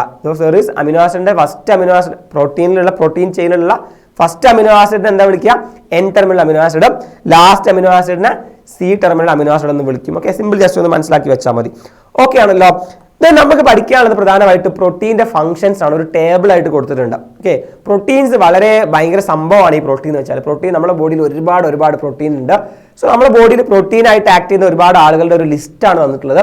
സോ ആ ഒരു ടേബിൾ അങ്ങനെ തന്നെ പഠിക്കണം. മാച്ച് ദ ഫോളോയിങ് ആയിട്ടോ പ്രോട്ടീന്റെ ഫംഗ്ഷൻ ആയിട്ടോ നിങ്ങൾക്ക് ക്വസ്റ്റ്യൻ ചോദിച്ചേക്കാം. ഓക്കെ, സോ പ്രോട്ടീനിൽ ഒരു പ്രധാനപ്പെട്ട പ്രോട്ടീനാണ് കൊളാജൻ. ഓക്കെ, കൊളാജൻ എന്ന് പറയുന്ന ഒരു പ്രോട്ടീനാണ് നമ്മുടെ ഇന്റർസെല്ലുലാർ ഗ്രൗണ്ട് സബ്സ്റ്റൻസ് ഫോം ചെയ്യുന്ന പ്രോട്ടീനാണ്. Okay, collagen. നമ്മുടെ സെല്ലുകൾക്ക് ഇടയിലുള്ള സബ്സ്റ്റൻസ് ഉണ്ടല്ലോ, ഇന്റർസെല്ലുലാർ സബ്സ്റ്റൻസ്, സെല്ലുകൾക്ക് ഇടയിൽ സ്പേസിൽ സബ്സ്റ്റൻസ് ഉണ്ടാവുമല്ലോ, മെട്രിക്സ്. സോ ആ ഇന്റർസെല്ലുലാർ മെട്രിക്സ് സബ്സ്റ്റൻസ് ഫോം ചെയ്യുന്ന ആളാണ് collagen. Okay, then there is trypsin, ഒരു എൻസൈമാണ് ട്രിപ്സിൻ. ഓക്കെ, ട്രിപ്സിൻ എൻസൈം ആണ്. സോ എൻസൈംസ് എന്താണ്? പ്രോട്ടീൻസ് ആണ്. ഓക്കെ, എൻസൈംസ് പ്രോട്ടീൻസ് ആണ്. ഇൻസുലിൻ ഒരു ഹോർമോൺ ആണ്. ഒരുപാട് പ്രോട്ടീൻ ഹോർമോൺസ് ഉണ്ട്. അതിൽ എക്സാമ്പിൾ ആണ് ഇൻസുലിൻ. ആന്റിബോഡി, നമ്മുടെ ബോഡിയിലെ ഇമ്മ്യൂണിറ്റിന്റെ ഭാഗമാണ് ആന്റിബോഡീസ് ആൾസോ പ്രോട്ടീൻ ആണ്. ഓക്കെ, ഇമ്മ്യൂണോഗ്ലോബുലിൻസ് ആണ്, fight against infectious agents. Okay, then receptor, നമ്മുടെ ഹോർമോൺ റിസെപ്റ്റർ ആയാലും മറ്റേത് റിസെപ്റ്റർ ആയാലും റിസെപ്റ്റേഴ്സ് എന്താണ്?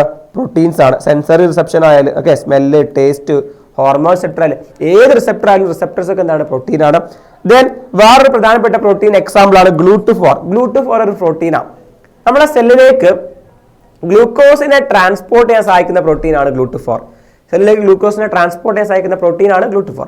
സോ ഇതൊക്കെ പ്രോട്ടീന്റെ എക്സാമ്പിളാണ്. So different types of proteins, they having different functions. Okay, അപ്പോൾ നമ്മുടെ ബോഡിയിൽ എൻസൈം ആയിട്ടും ഹോർമോൺ ആയിട്ടും ആന്റിബോഡി ആയിട്ടും റിസെപ്റ്റർ ആയിട്ടും ഇന്റർസെല്ലുലാർ സബ്സ്റ്റൻസ് കൊളാജൻ ആയിട്ടും അങ്ങനെ പല ഫോമിൽ എന്തുണ്ട്? പ്രോട്ടീൻ ഉണ്ട്. സോ ആ ടേബിൾ നിങ്ങളൊന്ന് പഠിച്ചു വെച്ചേക്കുക, പ്രോട്ടീൻസും അതിന്റെ ഫംഗ്ഷനും. Okay, clear. ആൾസോ നമുക്ക് അവിടെ ഡിസ്കസ് ചെയ്യാനുള്ള വേറൊരു കാര്യം, നമ്മുടെ അനിമൽ വേൾഡിൽ മോസ്റ്റ് അബൻഡന്റ് ആയിട്ടുള്ള പ്രോട്ടീൻ ആണ് കൊളാജൻ. അനിമൽ വേൾഡിൽ മോസ്റ്റ് അബൻഡന്റ് പ്രോട്ടീൻ ആണ് കൊളാജൻ. കൊളാജന്റെ പ്രത്യേകത most abundant protein in animal വേൾഡിൽ ഏറ്റവും കൂടുതൽ കാണുന്ന പ്രോട്ടീൻ ആണ് കൊളാജൻ. അതേസമയം ബയോസ്ഫിയറിൽ ഏറ്റവും കൂടുതൽ കാണുന്ന പ്രോട്ടീൻ കൊളാജൻ അല്ല, റുബിസ്കോ ആണ്. ഓക്കെ, റുബിസ്കോ ആണ് എന്ത്? അനിമൽ വേൾഡിൽ ഏറ്റവും കൂടുതൽ കാണുന്ന പ്രോട്ടീൻ. ഓക്കെ, അനിമൽ വേൾഡിൽ ഏറ്റവും കൂടുതൽ കാണുന്ന പ്രോട്ടീൻ ആണ് ഇത് റുബിസ്കോ. ഓക്കെ, റുബിസ്കോ എന്ന് വെച്ചാൽ റിബുലോസ് ബിസ്ഫോസ്ഫേറ്റ് കാർബോക്സിലേസ് ഓക്സിജനേസ് എന്നാണ്. നമ്മൾ ഫുൾ ഫോം ഒന്നും പഠിക്കേണ്ട ആവശ്യമില്ല. റിബുലോസ് ബിസ്ഫോസ്ഫേറ്റ് കാർബോക്സിലേസ് ഓക്സിജനേസ് നമ്മൾ പ്ലാന്റ്സിലൊക്കെ പഠിക്കുന്ന ആളാണ്. സോ ഇയാളാണ് ബയോസ്ഫിയറിലെ ഏറ്റവും അബണ്ടന്റ് ആയിട്ടുള്ള പ്രോട്ടീൻ. അതേസമയം അനിമൽ വേൾഡിലെ ഏറ്റവും അബണ്ടന്റ് ആയിട്ടുള്ള പ്രോട്ടീൻ ഏതാണ്? കൊളാജൻ ആണ്. ഓക്കെ, സോ ക്ലിയർ ആണല്ലോ. അതാണ് നമ്മളെ പ്രോട്ടീന്റെ ഡിഫറെന്റ് ആയിട്ടുള്ള ഫംഗ്ഷൻ. ക്ലിയർ. ഇത് നമ്മൾ നോക്കാൻ പോകുന്നത് മറ്റൊരു പ്രധാനപ്പെട്ട ടോപ്പിക്കാണ് നമ്മളെ പ്രോട്ടീന്റെ സ്ട്രക്ചറൽ ലെവൽ. പ്രോട്ടീന് പ്രധാനമായിട്ടും 4 സ്ട്രക്ചറൽ ലെവലുകൾ ഉണ്ട്. സിമ്പിൾ ആണ്. Primary structure, secondary structure, tertiary structure, quaternary structure. Primary, secondary, tertiary, quaternary. Simple ആണ്. 4 സ്ട്രക്ചറൽ ലെവലിൽ നമുക്ക് പ്രോട്ടീൻ കാണാൻ പറ്റും. പ്രോട്ടീന്റെ പ്രൈമറി സ്ട്രക്ചർ എന്ന് വെച്ചാൽ ജസ്റ്റ് അമിനോ ആസിഡിന്റെ ഒരു ചെയിൻ ഉണ്ടല്ലോ. അമിനോ ആസിഡിന്റെ ഒരു ലീനിയർ ചെയിൻ, അതായത് കാണിച്ചിട്ടുള്ളത് ഒരു സൈഡിൽ N terminal amino acid, last എൻഡിൽ C ടെർമിനൽ അമിനോ ആസിഡ് അല്ല, അമിനോ ആസിഡിന്റെ ഒരു ലീനിയർ ചെയിൻ. സോ ഈ ചെയിൻ നോക്കിക്കഴിഞ്ഞാൽ നമുക്ക് പ്രോട്ടീനിൽ ഓരോ അമിനോ ആസിഡിന്റെയും പൊസിഷൻ ഒക്കെ പറയാൻ പറ്റും. സോ അങ്ങനെയുള്ള linear chain arrangement of amino acid ആണ് എന്ത്? Primary level structure of a protein. Clear. Primary level ഒന്നും എന്തല്ലാന്നറിയോ? ബയോളജിക്കലി ആക്റ്റീവ് അല്ല. ദെൻ സെക്കൻഡറി ലെവൽ നോക്കാം. സെക്കൻഡറി ലെവൽ നോക്കിയാൽ നമ്മൾ പ്രൈമറി ലെവൽ നോൺ ഫംഗ്ഷണലാണ്. സെക്കൻഡറി ലെവൽ നമ്മൾ ഓൾറെഡി ഉണ്ടായിരുന്ന ചെയിൻ എന്ത് ചെയ്യുന്നോ, ആ ഒരു ചെയിൻ പോലുള്ള അമിനോ ആസിഡ് ചെയിൻ ആയിട്ടുള്ള സ്ട്രക്ചർ എന്ത് ചെയ്തു, ഒന്ന് കോയിൽ ചെയ്തു. ഓക്കെ, ഒന്ന് കോയിൽ ചെയ്തു. ഓക്കെ, ഈ കോയിൽ ചെയ്തത് രണ്ട് രീതിയിലാവാം. ഓക്കെ, ഈ ടൈപ്പ് കോയിലിംഗ് ആണ് വിളിക്കുന്ന പേരാണ് ആൽഫ ഹെലിക്സ്. ഓക്കെ, ആ ഒരു ടൈപ്പ് കോയിലിംഗ് വിളിക്കുന്ന പേരാണ് alpha helix. Alpha helix helical ആയിട്ട് കോയിൽ ചെയ്യും. ഓക്കെ, ആ നോർമലി ലീനിയർ ആയിട്ടുള്ള ആൾ എന്ത് ചെയ്തു, ഒന്ന് കോയിൽ ചെയ്തു. ഓക്കെ, ലീനിയർ ആയിട്ടുള്ള ആള് ഒന്ന് കോയിൽ ചെയ്താൽ അത് എന്തായിട്ട് മാറി, സെക്കൻഡറി സ്ട്രക്ചർ ആയിട്ട് മാറി. ഓക്കെ, ഒന്നുകിൽ ആൽഫ ഹെലിക്കൽ സ്ട്രക്ചർ ആയിരിക്കാം, അല്ലെങ്കിൽ ഇത് അങ്ങനെ ഇങ്ങനെ ബീറ്റ പ്ലേറ്റഡ് ഷീറ്റ് ആയിട്ട് മാറാം. ഓക്കെ, പ്ലേറ്റ് പോലെ അങ്ങനെ നമ്മൾക്ക് ഇവിടെ ഡയഗ്രം കൊടുത്തിട്ടുണ്ടല്ലോ, ഇങ്ങനെ ബീറ്റ പ്ലേറ്റഡ് ഷീറ്റ് പോലെയും ഇയാൾ എന്ത് ചെയ്യാം, സെക്കൻഡറി സ്ട്രക്ചർ ഫോം ചെയ്യാം. സെക്കൻഡറി സ്ട്രക്ചർ രണ്ട് തരത്തിലുണ്ട്. ഏതൊക്കെയാ, ആൽഫ ഹെലിക്സും ബീറ്റ പ്ലേറ്റഡ് ഷീറ്റും. അതായത് പ്രൈമറി സ്ട്രക്ചർ ഒരു നോർമൽ ഒരു ലീനിയർ സ്ട്രക്ചർ ആയിരുന്നു. അതൊന്നെങ്കിൽ ആൽഫ ഹെലിക്സ് ആയിട്ടോ ബീറ്റ പ്ലേറ്റഡ് ഷീറ്റ് പോലെ സിഗ്സാഗ് ആയിട്ടോ എന്ത് ചെയ്തു, മാറിയാൽ അത് എന്തായിട്ട് മാറി, സെക്കൻഡറി സ്ട്രക്ചർ ആയിട്ട് മാറി. പ്രൈമറി സ്ട്രക്ചർ പോലെ തന്നെ സെക്കൻഡറി സ്ട്രക്ചറും ബയോളജിക്കലി ആക്റ്റീവ് അല്ല.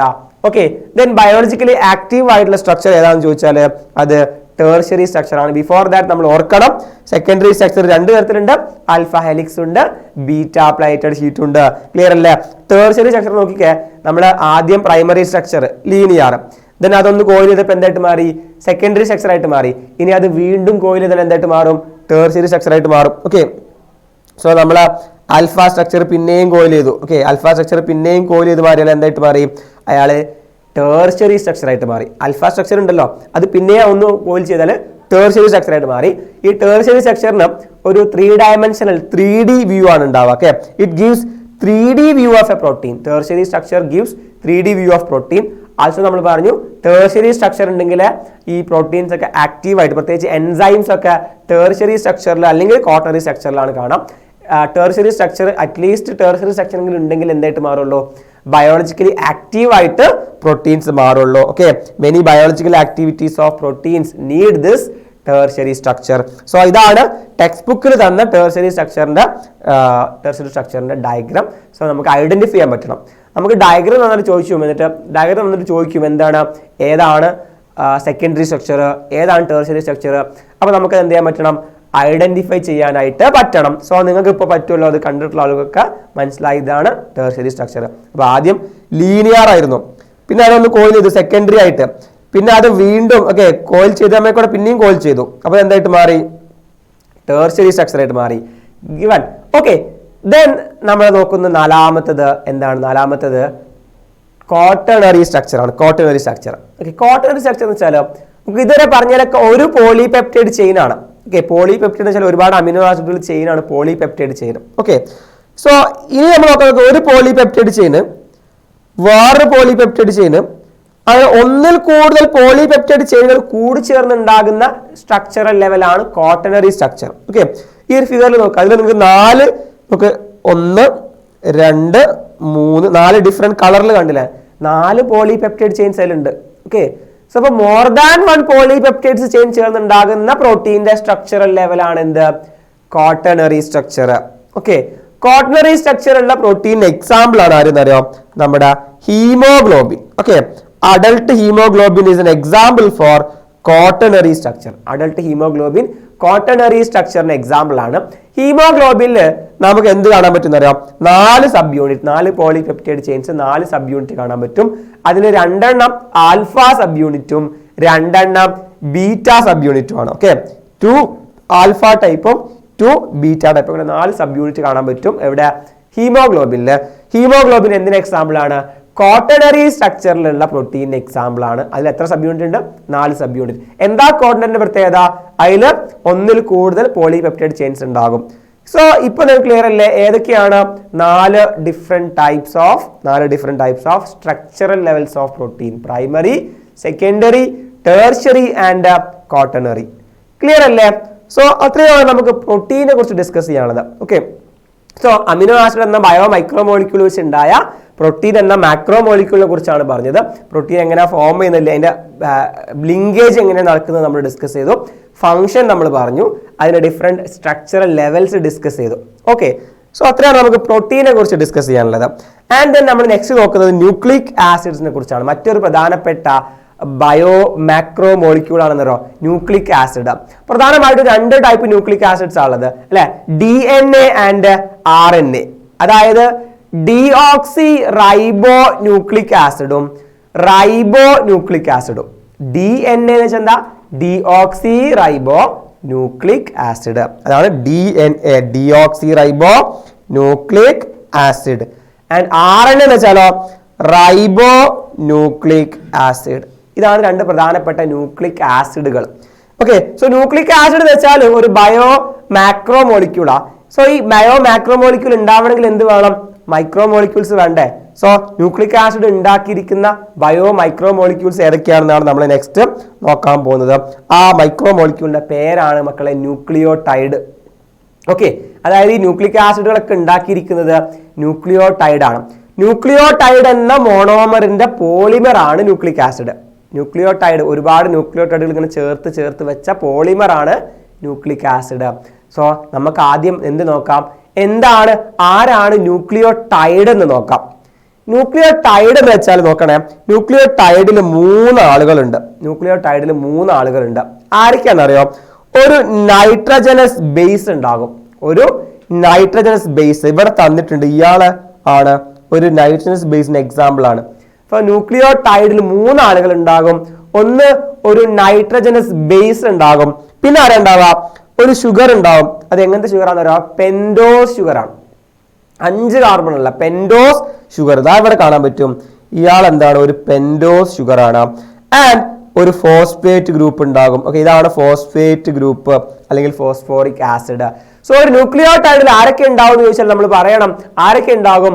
അവിടെ ഒരു നൈട്രജനസ് ബേസ് ഉണ്ടാകും അല്ലെ, ഒരു നൈട്രജൻ ബേസ് ഉണ്ടാകും, ഒരു പെൻഡോസ് ഷുഗർ ഉണ്ടാകും, ആൻഡ് ഒരു ഫോസ്ഫേറ്റ് ഗ്രൂപ്പ് ഉണ്ടാകും.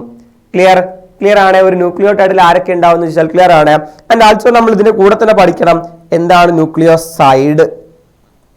ന്യൂക്ലിയോസൈഡ് എന്ന് വെച്ചാൽ എന്താണെന്ന് അറിയോ, നമ്മുടെ ഫോസ്ഫേറ്റും ഷുഗറും മാത്രം, സോറി ഫോസ്ഫേറ്റ് അല്ല, ബേസും ഷുഗറും മാത്രമാണെങ്കിൽ, ഓക്കെ, നമ്മൾ ഈ 2 ആളുകൾ ബേസും ഷുഗറും മാത്രം, നൈട്രജൻ ബേസും ഷുഗറും മാത്രം ഉള്ളെങ്കിൽ അതിനെ വിളിക്കുന്ന പേരാണ് ന്യൂക്ലിയോസൈഡ്. അതിന്റെ കൂടെ ഫോസ്ഫേറ്റും കൂടി വന്നാൽ അത് എന്തായിട്ട് മാറും, ന്യൂക്ലിയോടൈഡ് ആയിട്ട് മാറും. ഓക്കെ, ടൈഡ് ആയിട്ട് മാറും. സോ ഈ ന്യൂക്ലിയോടൈഡ് നമ്മൾ നോക്കുകയാണെങ്കിൽ അതില് പ്രധാനമായിട്ടും നൈട്രജൻ ബേസുകളാണ് മാറി വരിക. ഈ ഫോസ്ഫേറ്റും ഷുഗറും ഒക്കെ കോൺസ്റ്റന്റ് ആയിട്ട് നിൽക്കും. ഡിഫറെന്റ് ആയിട്ടുള്ള ആരാണ്, നൈട്രജൻ ബേസ് ആണ്. ഓക്കെ, നൈട്രജൻ ബേസിലേക്ക് നമ്മൾ വന്നാൽ നോക്കാം, നമ്മൾ നൈട്രജൻ ബേസ് 2 ടൈപ്പ് ഉണ്ട്. നൈട്രജൻ ബേസുകൾ 2 ടൈപ്പ് ഉണ്ട്. ഏതൊക്കെയാണെന്ന് പറയാം. നൈട്രജൻ ബേസ് 2 ടൈപ്പ് ഉണ്ട്. ഏതൊക്കെയാണ്, പ്യൂരിനുണ്ട്, പിരിമിഡിനുണ്ട്. 2 ടൈപ്പ് നൈട്രജൻ ബേസുകൾ ഏതൊക്കെയാണെന്ന് ചോദിച്ചാൽ കണ്ണും പൂട്ടി പറയണം, purines and pyrimidines. Okay, purines ഉണ്ട്, പിരിമിഡിൻസ് ഉണ്ട്. പ്യൂരിൻസും പിരിമിഡിൻസും 2 ടൈപ്പ് നൈട്രജൻ ബേസുകളാണ്. ഓക്കെ, സോ പ്യൂരിൻസിൽ വരുന്നത് ആരൊക്കെയാണ് നോക്കിക്കേ. പ്യൂരിൻസിൽ വരുന്ന 2 നൈട്രജൻ ബേസ് ആണ് adenine and guanine. Okay, adenine is denoted as A and guanine is denoted as G. അഡിനിനും ഗ്വാനിനുമാണ് purines. Adenine and guanine purines ആണ്. ഓക്കെ, ആൻഡ് നമ്മുടെ പിരിമിഡിൻസ് ആരൊക്കെയാണ് നോക്കിക്കേ, uracil, thymine and cytosine. Okay, uracil, thymine and cytosine ആണ് എന്ത്, pyrimidine. Uracil, thymine, cytosine. Okay, so നമുക്ക് total 5 nitrogen ബേസുകൾ നമുക്ക് പഠിച്ചു. അതിൽ 2 പ്യൂരിനും 3 പിരിമിഡിനുമാണ്. ഓക്കെ, ദെൻ ഡിഫറൻസ് നോക്കുകയാണെങ്കിൽ പ്യൂരിൻ നോക്കിക്കേ, പ്യൂരിന് 2 റിംഗ് ഉണ്ട്. ഓക്കെ, പ്യൂരിനൊക്കെ 1 ring, then 2 ring. Okay, purine double ring structure ആണ്. അതേസമയം പിരിമിഡിൻ ആണെങ്കിലോ സിംഗിൾ റിംഗ് സ്ട്രക്ചർ ആണ്. ഫിഗർ കണ്ടാൽ മനസ്സിലാകും, സിംഗിൾ റിംഗ് ആണ്, മറ്റേത് ഡബിൾ റിംഗ് ആണ് അല്ലെ. സോ അതുകൂടി ഓർത്ത് വെക്കുക, പ്യൂരിൻ ഡബിൾ റിംഗ് ആണ്, പിരമിഡിൻ എന്താണ്, സിംഗിൾ റിംഗ് ആണ്. പ്യൂരിൻസ് ആരൊക്കെയാ, അഡിനിൻ, ഗ്വാനിൻ. പിരമിഡിൻസ് ആരൊക്കെയാ നോക്കിക്കേ, uracil, thymine and cytosine. Okay, UT and C. Okay, so നമുക്കൊരു ക്വസ്റ്റ്യൻ നോക്കിക്കേ, ഒരു സാമ്പിൾ ക്വസ്റ്റ്യൻ നോക്കിക്കേ. Classify the following nitrogen base under 2 category. ഏതാ 2 category, purines and pyrimidines. Purines ആരൊക്കെയാ, അഡിനിനും ഗ്വാനിനുമാണ് പ്യൂരിൻസ്. പിരിമിഡിൻസ് ആരൊക്കെയാ, യുറാസിൽ, സൈറ്റോസിൻ, തൈമിൻ എന്താണ്, പിരിമിഡിനാണ്. ക്ലിയർ. ഇതാണ് രണ്ട് ഡിഫറെന്റ് ടൈപ്പ് ഓഫ് നൈട്രജൻ ബേസുകൾ. ഓക്കെ, ഈ നൈട്രജൻ ബേസ് മാറുന്നതിനനുസരിച്ച് നമ്മളെ ന്യൂക്ലിയോടൈഡ് മാറും അല്ലെ.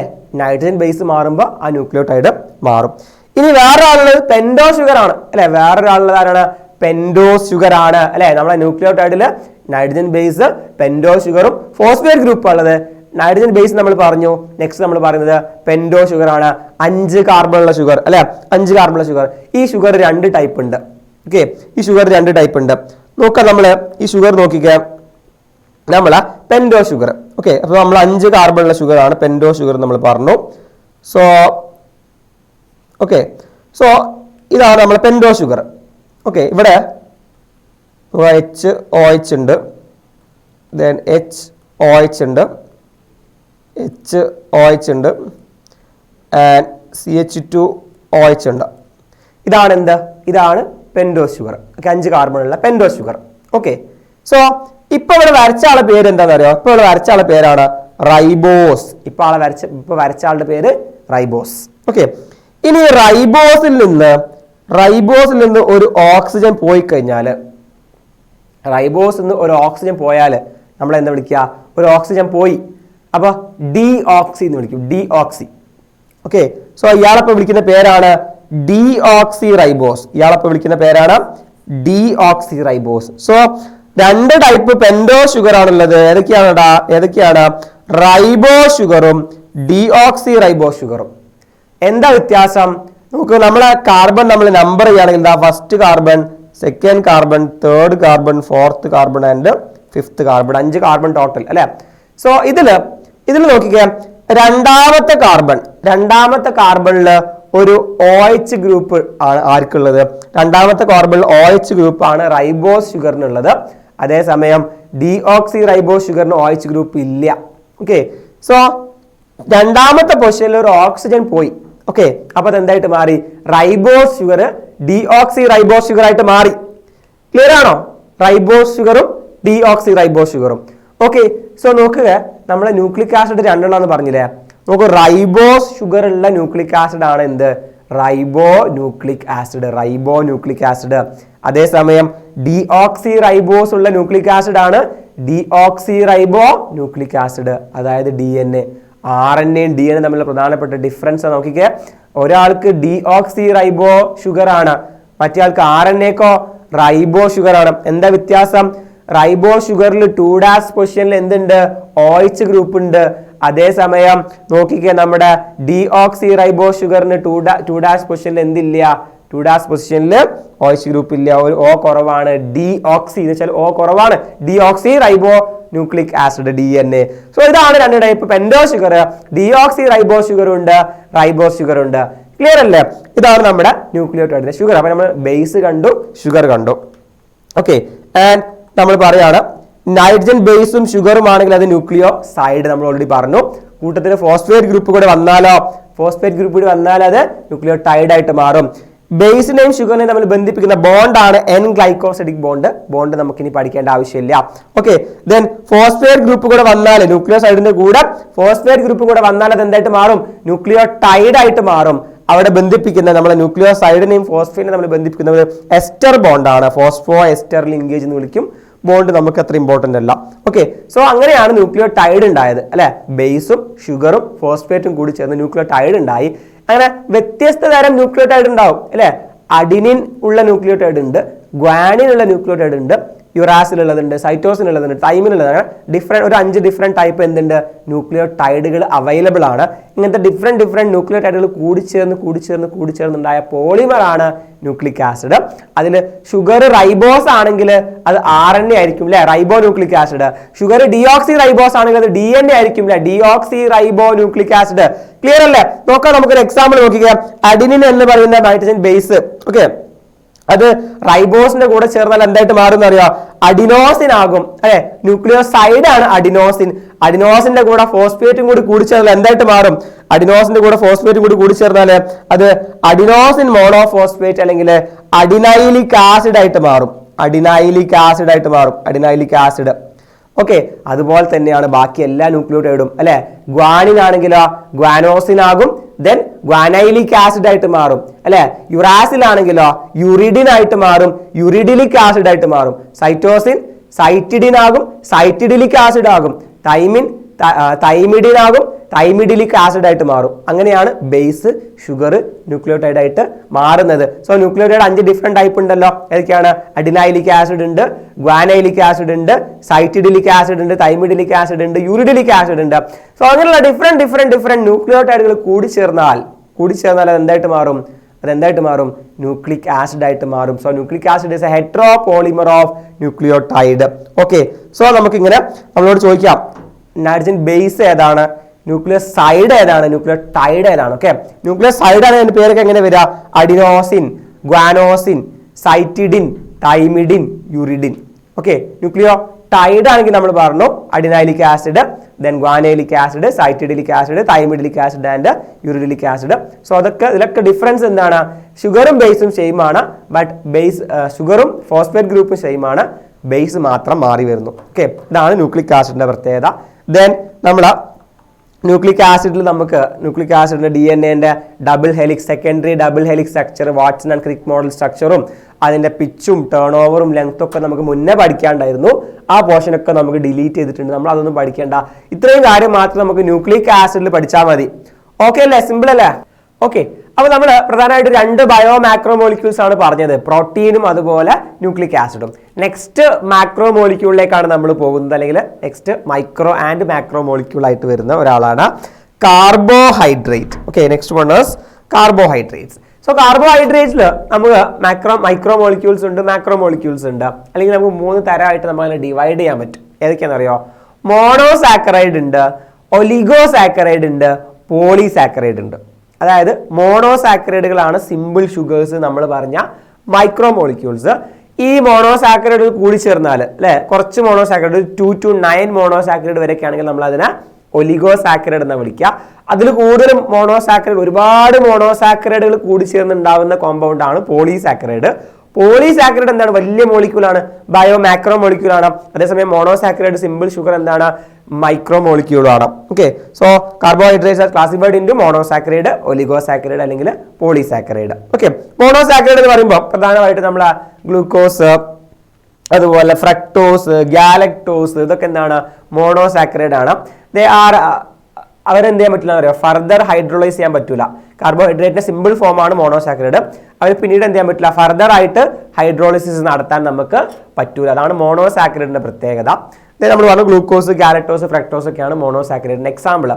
ദെൻ 2 മോണോസാക്കറൈഡ് കൂടി ചേർന്നാൽ എന്തായിട്ട് മാറും?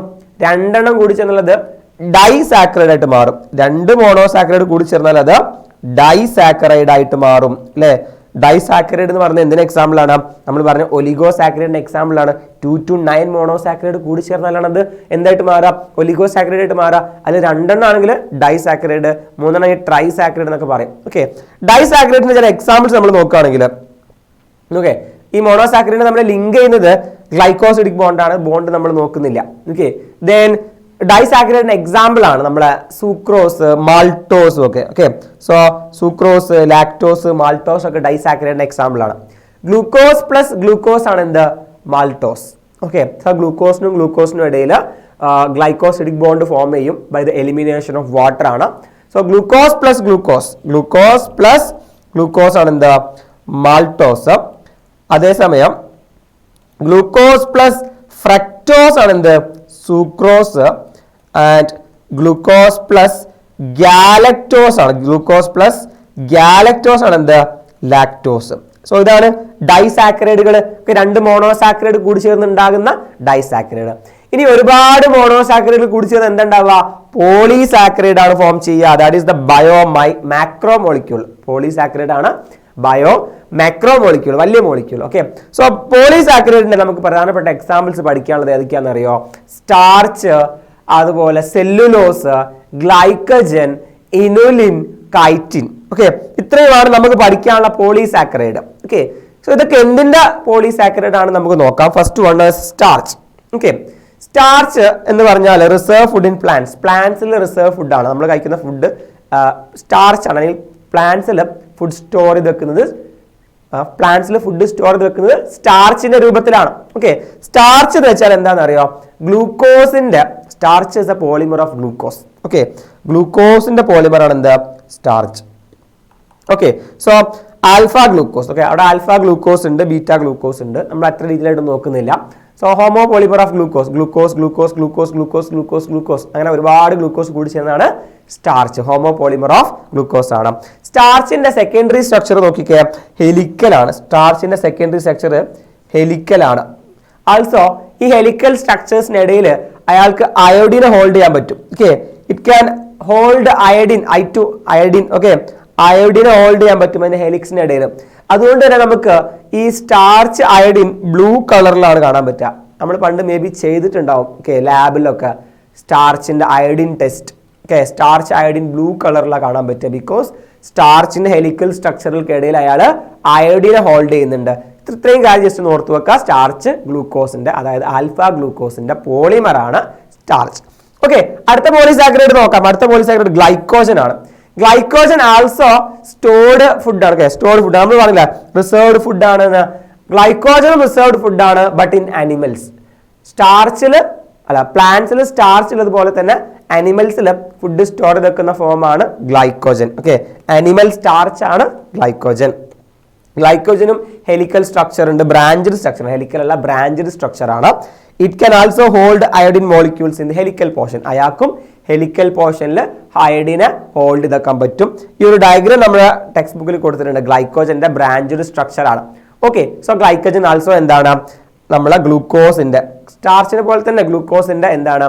ഗ്ലൂക്കോസിന്റെ പോളിസാക്കറൈഡ് ആണ്. ഗ്ലൂക്കോസ് എന്ന മോണോസാക്കറൈഡിന്റെ പോളിസാക്കറൈഡ് ആണ് ഗ്ലൈക്കോജനും സ്റ്റാർച്ചും. സ്റ്റാർച്ച് പ്ലാന്റ്സിലെ റിസർവ് ഫുഡാണ്, ഗ്ലൈക്കോജൻ ആനിമൽസിലെ സ്റ്റോർഡ് ഫുഡാണ്. Okay, clear. Next one is cellulose. Cellulose also എന്താണെന്നറിയോ? ഗ്ലൂക്കോസിന്റെ പോളിമർ ആണ്. സെല്ലുലോസും ഗ്ലൂക്കോസിന്റെ പോളിമർ ആണ്. ഒക്കെ ഹോമോ പോളിമറും ആണ്. ഓക്കെ, സിമ്പിൾ പോളിസാക്കറൈഡ്സ് ആണ്, ഹോമോ പോളിമർ ആണ്. സെല്ലുലോസ് നമുക്ക് കാണാൻ പറ്റുക പ്ലാന്റ്സിന്റെ സെൽ വാളിലാണ്. നമ്മൾ പഠിച്ചിട്ടുണ്ടാവും മേ ബി സെൽ വാൾ അല്ലെ, ബയോളജിക്കൽ ക്ലാസിഫിക്കേഷനൊക്കെ പഠിച്ചിട്ടുണ്ട്. Cell wall of plants cellulosic, cellulose ആണ്. ഓക്കെ, നമ്മുടെ പേപ്പറിൽ, നമ്മളെ പേപ്പർ ഉണ്ടാക്കാൻ ഉപയോഗിക്കുന്ന പ്ലാന്റ് പൾപ്പിൽ, കോട്ടണിലൊക്കെ നമുക്ക് സെല്ലുലോസ് കാണാൻ പറ്റും. സോ അവിടെ ബീറ്റ ഗ്ലൂക്കോസ് ആണ്. ഡിഫറൻസ് നമ്മളെ സ്റ്റാർച്ചിലും ഗ്ലൈക്കോജനിലും ആൽഫ ഗ്ലൂക്കോസ് ആണ്, സെല്ലുലോസിൽ ബീറ്റ ഗ്ലൂക്കോസ് ആണ്. സെല്ലുലോസിൽ കോംപ്ലക്സ് ഹെലിക്സ് കാണാൻ പറ്റൂല. നമ്മൾ സ്റ്റാർച്ചിലും ഗ്ലൈക്കോജനിലും കണ്ട പോലെ ഹെലിക്സ് നമുക്ക് അവിടെ കാണാൻ പറ്റില്ല. അതുകൊണ്ട് അയാൾ എന്ത് ചെയ്യുന്നില്ല? അയോഡിനെ ഹോൾഡ് ചെയ്യുന്നില്ല. ഓക്കെ, ദെൻ മറ്റൊരു പ്രധാനപ്പെട്ട സിമ്പിൾ പോളിസാക്കറൈഡ് ആണ് ഇനുലിൻ. അയാളും ഹോമോ പോളിമർ ആണ്. ഹോമോ പോളിമർ ഓഫ് ഫ്രക്ടോസ് ആണ്. ഫ്രക്ടോസിന്റെ ഹോമോ പോളിമർ ആണ് ആര്? ഇനുലിൻ. ബാക്കി മൂന്നാളും ഗ്ലൂക്കോസിന്റെ ഹോമോ പോളിമർ ആയിരുന്നു, സ്റ്റാർച്ചും ഗ്ലൈക്കോജനും സെല്ലുലോസും. ഓക്കെ, ആൻഡ് ഇയാള് ഫ്രക്ടോസിന്റെ ഹോമോ പോളിമർ ആണ് ഇനുലിൻ. ഇനി നമുക്കൊരു കോംപ്ലക്സ് പോളിസാക്കറൈഡ് പഠിക്കാണ്ട്. ഇതുവരെ പഠിച്ചൊക്കെ സിമ്പിൾ പോളിസാക്കറൈഡ് ആണ്, ഹോമോ പോളിമേഴ്സ് ആണ്, ഒരേപോലത്തെ മോണോമേഴ്സ് ആണ്. ഓക്കെ, അല്ലെങ്കിൽ സെയിം മോണോസാക്കറൈഡ് ആണ്. ഓക്കെ, ബട്ട് കോംപ്ലക്സ് പോളിസാക്കറൈഡിൽ നമുക്ക് നോർമൽ മോണോസാക്കറൈഡ് അല്ല ഉണ്ടാവാം. പ്രത്യേകിച്ച് എന്താ ഉണ്ടാവാം? കോംപ്ലക്സ് പോളിസാക്കറൈഡിൽ നമുക്ക് എന്താ പറ്റുക? അവിടെ N acetyl glucosamine. Okay, amino ഷുഗറുകളാണ്. ഓക്കെ, അമിനോ ഷുഗറുകളായിട്ടുള്ള ഗ്ലൂക്കോസ് അമീന് അല്ലെങ്കിൽ എൻ അസറ്റൈൽ ഗ്ലൂക്കോസ് അമീന്, ഇവരൊക്കെ കൂടി ചേർന്നുണ്ടാവുന്ന ആളാണ് ഒരു കൈറ്റിൻ. എൻ അസറ്റൈൽ ഗ്ലൂക്കോസ് അമീൻ എന്ന മോണോമർ കൂടി ചേർന്നുണ്ടാകുന്ന പോളിമറാണ് കൈറ്റിൻ. ഓക്കെ, സോ കൈറ്റിന്റെ മോണോമർ എന്താണ്? എൻ അസറ്റൈൽ ഗ്ലൂക്കോസ് അമീൻ ആണ്, ഓർത്ത് വെക്കുക. സോ ഇതൊക്കെയാണ് പ്രധാനപ്പെട്ട പോളിസാക്കറൈഡ്സ്. സോ കാർബോഹൈഡ്രേറ്റ്സ് നമ്മൾ കംപ്ലീറ്റ് ചെയ്തു. മോണോസാക്കറൈഡ് ഉണ്ട്, ഒലിഗോ അല്ലെങ്കിൽ ഡൈസാക്കറൈഡ് ഉണ്ട്, പോളിസാക്കറൈഡ് ഉണ്ട്. പോളിസാക്കറൈഡ്സിന്റെ എക്സാമ്പിൾ ഓർത്ത് വെക്കണം. Okay, starch, glycogen, cellulose, inulin, ഇത്രയാണ് സിമ്പിൾ പോളിസാക്കറൈഡ്സ് ആണ്. കൈറ്റിൻ ആണ് കോംപ്ലക്സ് പോളിസാക്കറൈഡ്. കൈറ്റിൻ എന്താണ്? ഗ്ലൂക്കോസ് അമീൻ അല്ലെങ്കിൽ എൻ അസറ്റൈൽ ഗ്ലൂക്കോസ് അമീൻ ആണ് കൈറ്റിന്റെ പോളിമർ, മോണോമർ. ആൻഡ് കൈറ്റിൻ നമ്മൾ എവിടെ കാണാം? ഫംഗസിന്റെ സെൽ വാളില്, ആർത്രോപോഡ്സിന്റെ, ഇൻസെക്ടിന്റെ ഒക്കെ എക്സോസ്കെലിറ്റണിലൊക്കെ നമുക്ക് കൈറ്റിൻ കാണാൻ പറ്റും. ക്ലിയർ അല്ലേ? So that is all about carbohydrate അല്ലെങ്കിൽ പോളിസാക്കറൈഡ്സ്. ഓക്കെ, ആൻഡ് ഫൈനലി നമ്മൾ അടുത്തായിട്ട് പോകുന്നത് എങ്ങോട്ടാന്ന് പറയുക? ലിപ്പിഡ്സിലേക്കാണ്. ഓക്കെ, ലിപ്പിഡ്സിലേക്കാണ്. ലിപ്പിഡ്സിന്റെ പ്രത്യേകത നമുക്കറിയില്ലേ? മൈക്രോമോളിക്യൂൾ ആച്ചാൽ മൈക്രോമോളിക്യൂളാണ്, മാക്രോമോളിക്യൂളാന്ന് ചോദിച്ചാൽ അതുമാണ് അല്ലേ? നമ്മൾ നേരത്തെ പഠിച്ചതാണ്, കണ്ടതാണ്. സോ ലിപ്പിഡ്സ് എന്ന് വെച്ചാൽ lipids are fatty acid esters of alcohol. അല്ലെങ്കിൽ ലിപ്പിഡ്സ് എന്ന് വെച്ചാൽ ഒന്നെങ്കിൽ ഫാറ്റി ആസിഡ് ആയിരിക്കാം, അല്ലെങ്കിൽ ആൽക്കഹോൾ അഥവാ ഗ്ലിസറോൾ ആയിരിക്കാം. ഓക്കെ, ഫാറ്റി ആസിഡോ ഗ്ലിസറോളോ അല്ലെങ്കിൽ അതിന്റെ കോമ്പൗണ്ടുകളൊക്കെയാണ് എന്ത്? Lipids. Okay, so they are not strictly macro molecules. 800 ഡാൽട്ടണിലും കുറവാണ് വെയിറ്റ് എന്നൊക്കെ നമ്മൾ നേരത്തെ പറഞ്ഞു. ഫാറ്റി ആസിഡും ഗ്ലിസറോളും ഓക്കെ, ഒന്നുകിൽ ഫാറ്റി ആസിഡ് ആയിരിക്കാം, അല്ലെങ്കിൽ ഗ്ലിസറോൾ ആയിരിക്കാം, അല്ലെങ്കിൽ ഫാറ്റി ആസിഡിന്റെയും ഗ്ലിസറോളിന്റെയും കോമ്പിനേഷൻ ആയിരിക്കാം. ഇതൊക്കെ ലിപ്പിഡ്സ് ആണ്. ഫാറ്റി ആസിഡ് എന്ന് വെച്ചാൽ നോക്കിക്കുക, RCOOH ഫോമിൽ ഉണ്ടാവാം. R എന്ന് വെച്ചാൽ ഒരു ഹൈഡ്രോ കാർബൺ ചെയിനാണ്. ഈ R എന്ന് വെച്ചാൽ ഏതെങ്കിലും ഒരു ഹൈഡ്രോ കാർബൺ ചെയിൻ ആയിരിക്കും, അതിന് എൻഡിൽ ഒരു COOH ഗ്രൂപ്പ് വരും. So that is fatty acid. Okay, fatty acid രണ്ട് ടൈപ്പ് ഉണ്ട്. ഫാറ്റി ആസിഡ് രണ്ട് ടൈപ്പ് ഉണ്ട്. സാച്ചുറേറ്റഡ് ഫാറ്റി ആസിഡും ഉണ്ട്, അൺസാച്ചുറേറ്റഡ് ഫാറ്റി ആസിഡും ഉണ്ട്. സോ നോക്കാം എന്താണ് സാച്ചുറേറ്റഡ് ഫാറ്റി ആസിഡ് എന്ന് വെച്ചാൽ അറിയാം. സാച്ചുറേറ്റഡ് ഫാറ്റി ആസിഡിൽ നമുക്ക് കാർബൺ കാർബൺ ഡബിൾ ബോണ്ട് കാണാൻ പറ്റൂല. Without double bond, single bond മാത്രമുള്ള, ഡബിൾ ബോണ്ട് ഇല്ലാത്ത ഫാറ്റി ആസിഡ് ആണ് സാച്ചുറേറ്റഡ് ഫാറ്റി ആസിഡ്. ഓക്കെ, അവർക്ക് ഹൈ മെൽറ്റിംഗ് പോയിന്റ് ആണ്. സാച്ചുറേറ്റഡ് ഫാറ്റി ആസിഡിന്റെ എക്സാമ്പിൾ ആണ് പാൽമിറ്റിക് ആസിഡ്. നമ്മുടെ ടെക്സ്റ്റ് ബുക്കിൽ കൊടുത്തതാണ് പാൽമിറ്റിക് ആസിഡിന്റെ ഡയഗ്രാം, അല്ലെങ്കിൽ അതിന്റെ ഒരു കെമിക്കൽ ഫോർമുല കൊടുത്തിട്ടുണ്ട്. നമുക്ക് പാൽമിറ്റിക് ആസിഡ് എന്ന് വെച്ചാൽ ഇതാണ് CH3CH214, അതായത് CH3 വന്നു, ഓക്കെ, പിന്നെ CH2 then CH2, അങ്ങനെ എത്ര CH2 ഉണ്ട്? ഇങ്ങനെ 14 നമ്പർ ഓഫ് CH2 ഉണ്ടാവും. CH3 CH2 CH2 CH2 CH2 അങ്ങനെ 14 CH2 കഴിഞ്ഞാൽ പിന്നെ എന്താ വരിക? COOH. ഓക്കെ, സോ ഇതാണ് നമ്മൾ R ഗ്രൂപ്പ് അല്ലെ, ഇതാണ് R ഗ്രൂപ്പ് നമ്മൾ പറഞ്ഞ RCOOH എന്ന് പറഞ്ഞില്ലേ. സോ അതാണ് പാൽമിറ്റിക് ആസിഡ്. സോ അങ്ങനെ നോക്കുകയാണെങ്കിൽ പാൽമിറ്റിക് ആസിഡിൽ ടോട്ടൽ എത്ര കാർബൺ ഉണ്ട്? ഇവിടെ ഒരു കാർബൺ 14 ഉണ്ട് അല്ലെ, 14 കാർബൺ 15 ആയി. then ഇവിടെ ഒരു കാർബൺ കൂടിയാൽ 16 ആയി. സോ ടോട്ടൽ 16 കാർബൺ ഉണ്ട്, ഇൻക്ലൂഡിംഗ് കാർബോക്സിൽ കാർബൺ. ഓക്കെ, ഈ COOH അതായത് കാർബോക്സിൽ ഗ്രൂപ്പിലുള്ള കാർബൺ അടക്കം 16 കാർബൺ ആണ് നമുക്ക് ഇവിടെ കാണാൻ പറ്റുക, പാൽമിറ്റിക് ആസിഡിൽ കാണാൻ പറ്റുക, which is an example for saturated fatty acid. then unsaturated fatty acid എന്ന് വെച്ചാൽ എന്താ? സാച്ചുറേറ്റഡ് എന്തായിരുന്നു? ഡബിൾ ബോണ്ട് ഇല്ലാത്തത്. അപ്പൊ അൺസാച്ചുറേറ്റഡ് എന്താണ്? ഡബിൾ ബോണ്ട് ഉള്ള ആളുകളാണ്. ഓക്കെ, CC ഡബിൾ ബോണ്ട് ഉണ്ടാകും, അവർക്ക് ലോ മെൽറ്റിംഗ് പോയിന്റ് ആയിരിക്കും. ഓക്കെ, എക്സാമ്പിൾ ആണ് arachidonic acid. Okay, arachidonic acid ആണ് എക്സാമ്പിൾ. അരക്കിഡോണിക് ആസിഡ് ഒരു 20 കാർബൺ ഫാറ്റി ആസിഡ് ആണ്, including carboxyl carbon. Palmitic acid 16 carbon ആണെങ്കിൽ ഇയാൾ 20 കാർബൺ ആണ്. ഓക്കെ, സോ അതാണ് രണ്ട് type fatty acid. Saturated fatty acid ഉണ്ട്, അൺസാച്ചുറേറ്റഡ് ഫാറ്റി ആസിഡ് ഉണ്ട്. So I think it is clear.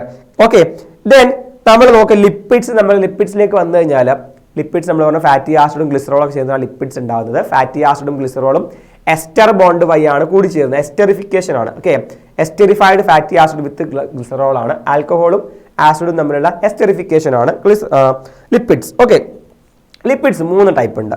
Simple lipids ഉണ്ട്, കോമ്പൗണ്ട് ലിപ്പിഡ്സ് ഉണ്ട്, ഡിറൈവ്ഡ് ലിപ്പിഡ്സ് ഉണ്ട്.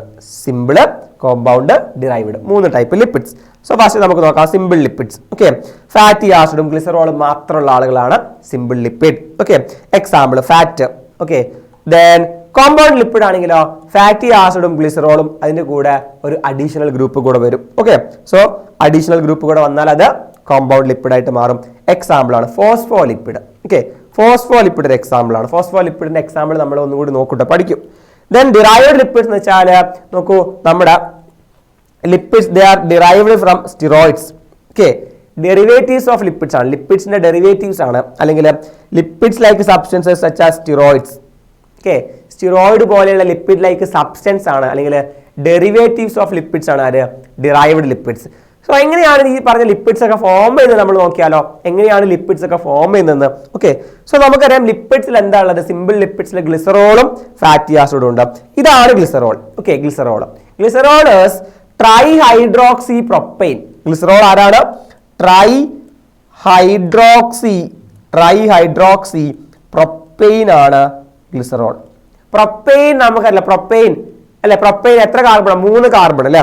സോ CH3 CH2 CH3 ഇയാളാണ് propane. Trihydroxy propane 3 OH group വന്നു. പ്രൊപ്പൈൻ്റെ കൂടെ എന്ത് വന്നു? 3 OH ഗ്രൂപ്പ് വന്നു. ഓക്കെ, സോ നോക്കാം, നമ്മൾ ഇവിടെ OH വന്നു, ഇവിടെയും OH വന്നു, ഇവിടെ OH വന്നു. ഓക്കെ, സോ നമ്മൾ കാർബണിന്റെ വാലൻസി നമ്മൾ നോക്കുകയാണെങ്കിൽ CH2OH CHOH CH2OH ഇതാണ് ആര്? അതായത് പ്രൊപ്പൈൻ മേൽ 3 ഹൈഡ്രോക്സിൽ ഗ്രൂപ്പ് വന്നു. ട്രൈഹൈഡ്രോക്സി പ്രൊപ്പൈൻ ആണ് ഗ്ലിസറോൾ. ഓക്കെ, ക്ലിയർ അല്ലേ? വാട്ട് ഈസ് ഗ്ലിസറോൾ എന്നുള്ളത് ക്ലിയർ അല്ലേ? ആൾസോ ഫാറ്റി ആസിഡ് നമ്മൾ കണ്ടതാണ് RCOOH ആണ്. Okay, and Depending upon physical nature, simple lipids are differentiated into oils and fat. Oils നമുക്ക് ലിക്വിഡ് ഫോമിലാണ് കാണാം, ഫാറ്റ് സെമി സോളിഡ് ഫോമിലാണ് കാണാം. Okay, solid or semi solid ഫോമിലാണ് കാണാം. ആൾസോ ഓയിൽസിന്റെ മെൽറ്റിംഗ് പോയിന്റ് എന്താണ്? കുറവാണ്. ഫാറ്റിന് മെൽറ്റിംഗ് പോയിന്റ് കൂടുതലാണ്. ഓക്കെ, ഫാറ്റ്സ് ആർ സോളിഡ് ആണ്, സാച്ചുറേറ്റഡ് ഫാറ്റി ആസിഡ് ആണ്, ഹൈ മെൽറ്റിംഗ് പോയിന്റ് ആണ്. ഓക്കെ, അതേസമയം ഓയിൽ ആണെങ്കിലും അതിന് നേരെ ഓപ്പോസിറ്റ് ആണ്. ഓക്കെ, ലിക്വിഡ് ആണ്, ലിക്വിഡ് അറ്റ് റൂം ടെമ്പറേച്ചർ ആണ്, അൺസാച്ചുറേറ്റഡ് ഫാറ്റി ആസിഡ് ആണ്, ആൾസോ ലോ മെൽറ്റിംഗ് പോയിന്റ് ആണ്. ഓക്കെ, അതാണ് സിമ്പിൾ ലിപ്പിഡ്സിൽ രണ്ട് ടൈപ്പ്, ഫാറ്റും ഓയിലും. അതും കൂടി ഒന്ന് ഓർത്ത് വെക്കാം. ഓക്കെ, ദെൻ ഇനി നോക്കിക്കേ, നമ്മൾ ആ ഗ്ലിസറോളും ഫാറ്റി ആസിഡും കൂടി ചേർന്നാൽ ഉണ്ടാകുന്ന ആളുകളാണ് മോണോഗ്ലിസറൈഡ്, ട്രൈഗ്ലിസറൈഡ്, ഡൈഗ്ലിസറൈഡ്, ട്രൈഗ്ലിസറൈഡ് ഒക്കെ. ഓക്കെ, എങ്ങനെയാണ് ഫോം ചെയ്യുന്നത് നോക്കിക്കേ. ഫാറ്റി ആസിഡും ഗ്ലിസറോളും കൂടി ചേർന്ന് എസ്റ്റർ ബോണ്ട് ഫോം ചെയ്യും. ഓക്കെ, സോ നോക്കിക്കേ, നമ്മുടെ ഗ്ലിസറോൾ നമ്മൾ നേരത്തെ കണ്ടില്ല. Glycerol CH2OH, then CHOH, then there is CH2OH. Okay, ഇനി ഇതിൻ്റെ അടുത്തേക്ക് നമ്മൾ ഫാറ്റി ആസിഡ് വരുന്നു. ഓക്കെ, ഫാറ്റി ആസിഡ് നമുക്ക് വേറൊരു കളറിൽ കാണിക്കും. സോ അവിടെ RCOH. ഓക്കെ, ആർ എന്തോ ആവാൻ നമ്മൾ പറഞ്ഞു, RCOOH. COOH എന്ന് വെച്ചാൽ ഇതാ ഒരു O ഉണ്ട്. ഓക്കെ, ദെൻ ഒരു OH ഗ്രൂപ്പ് ഉണ്ട്. ഇതാണ് COOH. Okay, COOH. സോ ഇതാണ് ഒരു fatty acid, first fatty acid. അത് ഒരു ഫാറ്റി ആസിഡ് വന്നു. ഓക്കെ, സോ ഇതാ ഇവിടെ COOHന്റെ OHും CH2OHന്റെ Hും ആൽക്കഹോളിന്റെ Hും ആസിഡിന്റെ OHും കൂടി ചേർന്ന് എന്ത് ഫോം ചെയ്തോ? H2O പുറത്തു പോയി. ഓക്കെ, സോ അയാൾ എന്തായിട്ട് മാറി? CH2OCOR ആയിട്ട് മാറി അല്ലേ? സോ നമ്മളത് വരയ്ക്കുകയാണെങ്കിൽ എങ്ങനെ വരയ്ക്കുക? സോ ഫോർ എക്സാമ്പിൾ ഇതാ ഈ ഒരു കാർബണിലാണ് അത് വന്നതെങ്കിൽ എങ്ങനെ ഉണ്ടാവാം നോക്കിക്കേ. ഇതാ നമ്മുടെ അല്ലേ ഇങ്ങനെയായിട്ട് മാറും. ഓക്കെ, ഞാനത് ജസ്റ്റ് താഴെ കാണിച്ചെന്നുള്ളൂ. സോ അതാണ് ഇവിടെ നമുക്ക് കാണാൻ പറ്റുക. ഓക്കെ, സോ ഇതാണ് ഇവിടെ CO കണ്ടോ. അപ്പോൾ ഒരു ഫാറ്റി ആസിഡ് വന്നാൽ ഇങ്ങനെ ഉണ്ടാവാം അല്ലേ? നമ്മളിവിടെ കണ്ടു ഒരു ഫാറ്റി ആസിഡ് വന്നാൽ ഇങ്ങനെ ഉണ്ടാവാം. ക്ലിയർ അല്ലേ? സോ ഒരു ഫാറ്റി ആസിഡ്, ഗ്ലിസറോളും ഒരു ഫാറ്റി ആസിഡും ആണെങ്കിൽ അതിന് വിളിക്കുന്ന പേരാണ് നോക്കിക്കേ, പേര് നോക്കിക്കേ, മോണോഗ്ലിസറൈഡ്. Okay, R1. രണ്ടാമതൊരു ഫാറ്റി ആസിഡ് കൂടി വന്നു, അതേപോലെ രണ്ടാമതൊരു ഫാറ്റി ആസിഡ് കൂടി വന്നാൽ എന്താവും? ഡൈഗ്ലിസറൈഡ് ആവും. മൂന്നാമതൊരു ഫാറ്റി ആസിഡ് കൂടി വന്നാൽ ട്രൈഗ്ലിസറൈഡ് ആവും. ഓക്കെ, അങ്ങനെ മൂന്നെണ്ണേ മാത്രമേ വരാൻ കഴിയുള്ളൂ അല്ലേ? 3 എണ്ണേ നമുക്ക് പറ്റുള്ളൂ. മോണോഗ്ലിസറൈഡ് ഉണ്ടാകാം, ഡൈഗ്ലിസറൈഡ് ഉണ്ടാവും, ട്രൈഗ്ലിസറൈഡ് ഉണ്ടാവും. ട്രൈഗ്ലിസറൈഡിൽ എത്ര ഫാറ്റി ആസിഡ് ഉണ്ട്? 3 എണ്ണം. ഡൈഗ്ലിസറൈഡിൽ 2 എണ്ണം, മോണോഗ്ലിസറൈഡിൽ 1, and there is only 1 glycerol in all the 3. Okay, ഇങ്ങനെയാണ് സിമ്പിൾ ലിപ്പിഡ്സ് ഫോം ചെയ്യുന്നത്. Okay, mono, di and triglycerides. Okay, fatty ആസിഡും ഗ്ലിസറോളും തമ്മിൽ എസ്റ്റർ ബോണ്ടാണ് ഫോം ചെയ്യുന്നത്. It is also by elimination of water ആണ്. ക്ലിയർ ആണല്ലോ? എങ്ങനെയാണ് ബോണ്ട് ഫോം ചെയ്യുന്നത്? ക്ലിയർ ആണല്ലോ? ഓക്കെ, അതാണ് നമ്മുടെ സിമ്പിൾ ലിപ്പിഡ്സ്. ഇത് നമ്മുടെ കോമ്പൗണ്ട് ലിപ്പിഡ് നമ്മൾ നോക്കുകയാണെങ്കിൽ okay, so identify the given biomolecule under fat എന്ന് കൊടുത്തിട്ടുണ്ട്. ഇതാരാണ്? ഇവിടെ R1 ഉണ്ട്, R2 ഉണ്ട്, R3 ഉണ്ട്. ആരാണ്? ട്രൈഗ്ലിസറൈഡ് ആണ് അല്ലെ? ട്രൈഗ്ലിസറൈഡ് ആണ് തന്നിട്ടുള്ളത്. സോ അങ്ങനത്തെ ക്വസ്റ്റ്യൻസ് ഒക്കെ നമുക്ക് പ്രതീക്ഷിക്കാവുന്നതാണ്.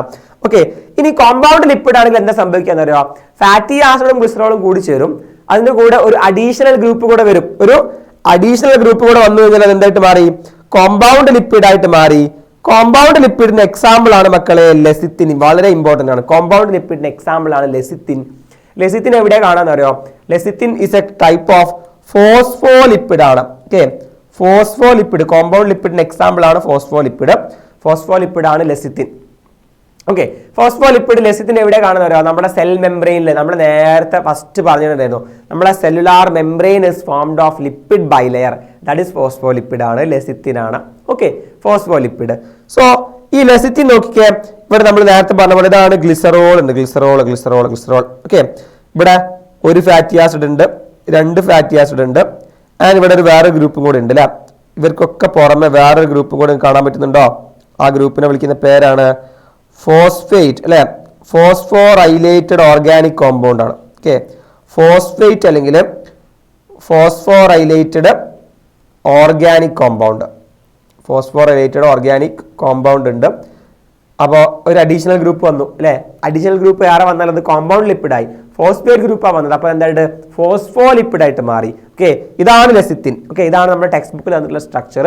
സോ അതാ ഈ ഫോസ്ഫേറ്റ് ഗ്രൂപ്പ് ഇവിടെ കണ്ടു നിങ്ങൾ. ഫോസ്ഫേറ്റ് ഗ്രൂപ്പും അതിന് കൂടെ വേറെ ആരൊക്കെയോ ഉണ്ട്. ഫോസ്ഫോറൈലേറ്റഡ് ഓർഗാനിക് കോമ്പൗണ്ട് ആണ്. സോ ഈ ഡയഗ്രാം കണ്ടാൽ ഐഡന്റിഫൈ ചെയ്യണം, ഇത് ഫോസ്ഫോലിപ്പിഡ് ആണ്, ഇത് ലെസിത്തിൻ ആണ്. പേര് ഐഡന്റിഫൈ ചെയ്യാൻ പഠിക്കണം. സ്ട്രക്ചർ നിങ്ങൾ വരച്ച് പഠിക്കൊന്നും വേണ്ട, അയാളെ കണ്ടാൽ മനസ്സിലാവണം അത് ലെസിത്തിൻ ആണ്. ഓക്കെ, സോ നോക്കിയാൽ ഗ്ലിസറോൾ ഉണ്ട്, ഫാറ്റി ആസിഡ് ഉണ്ട്, ആൻഡ് ഫോസ്ഫോറൈലേറ്റഡ് ഓർഗാനിക് കോമ്പൗണ്ട് ഉണ്ട്. ഫോസ്ഫോലിപ്പിഡ് അല്ലെങ്കിൽ ലെസിത്തിനിൽ എത്ര ഫാറ്റി ആസിഡ് ഉണ്ട്? 2 ഫാറ്റി ആസിഡ്. അതായത് മൂന്നാമത്തെ ഫാറ്റി ആസിഡിന് പകരമാണ് ഫോസ്ഫോറൈലേറ്റഡ് ഓർഗാനിക് കോമ്പൗണ്ട് വന്നത്. ക്ലിയർ ആണ്. ഓക്കെ, കോമ്പൗണ്ട് ലിപ്പിഡിന്റെ എക്സാമ്പിൾ ആണ്. And finally there is derived lipids ഉണ്ട്. ഡിറൈവ്ഡ് ലിപ്പിഡ്സിന്റെ എക്സാമ്പിൾ ആണ് കൊളസ്ട്രോൾ. ഓക്കെ, ഡിറൈവ്ഡ് ലിപ്പിഡിന്റെ എക്സാമ്പിൾ ആണ് കൊളസ്ട്രോൾ. ഓക്കെ, ഡിറൈവ്ഡ് ലിപ്പിഡിന്റെ എക്സാമ്പിൾ ആണ് കൊളസ്ട്രോൾ. നമ്മൾ പറഞ്ഞു കൊളസ്ട്രോളിന്റെ സ്ട്രക്ചർ മാത്രം ഒന്ന് ജസ്റ്റ് നോക്കി വെക്കാം. സോ ഇങ്ങനെ ഒരു സ്ട്രക്ചർ കണ്ടാൽ അത് കൊളസ്ട്രോൾ ആണെന്ന് മാത്രം തിരിച്ചറിഞ്ഞാൽ മതി, വേറെ ഒന്നും പഠിക്കേണ്ട. അങ്ങനെ ഒരു സ്ട്രക്ചർ കണ്ടാൽ അത് കൊളസ്ട്രോൾ ആണെന്ന് തിരിച്ചറിയണം. ഓക്കെ, ഇവിടെ ഒരു OH ഗ്രൂപ്പൊക്കെ ഉണ്ടെന്ന് കാണാൻ പറ്റും, കൊളസ്ട്രോൾ ആണെന്ന് ജസ്റ്റ് കണ്ടാൽ ആളെ തിരിച്ചറിയണം, അത്ര മാത്രമേ ഉള്ളൂ, വേറൊന്നും നമുക്ക് നിർബന്ധമില്ല. Derived lipids are derivatives of lipids. നമ്മൾ ഓൾറെഡി പറഞ്ഞു. സ്റ്റിറോയിഡ്സ് ഒക്കെ അതിന് എക്സാമ്പിൾ ആണ്. Okay, cholesterol is a common steroid. Okay, ഇത്രയാണ് നമുക്ക് ലിപ്പിഡ്സിനെ കുറിച്ച് ഡിസ്കസ് ചെയ്യാം. അപ്പോൾ ലിപ്പിഡ്സിനെ കുറിച്ച് ഒരുപാട് കാര്യങ്ങൾ നമ്മൾ പറഞ്ഞില്ല. ഫാറ്റി ആസിഡ് എന്താണ്, ഗ്ലിസറോൾ എന്താണ്, different types of fatty acid ഉണ്ട്, സാച്ചുറേറ്റഡും അൺസാച്ചുറേറ്റഡും. ആൾസോ ഗ്ലിസറോളും ഫാറ്റി ആസിഡും എങ്ങനെ ബോണ്ട് ഫോം എന്ന്, mono, di and try glyceride നമ്മൾ പറഞ്ഞു, simple, compound and derived lipids പറഞ്ഞിട്ടുണ്ട്.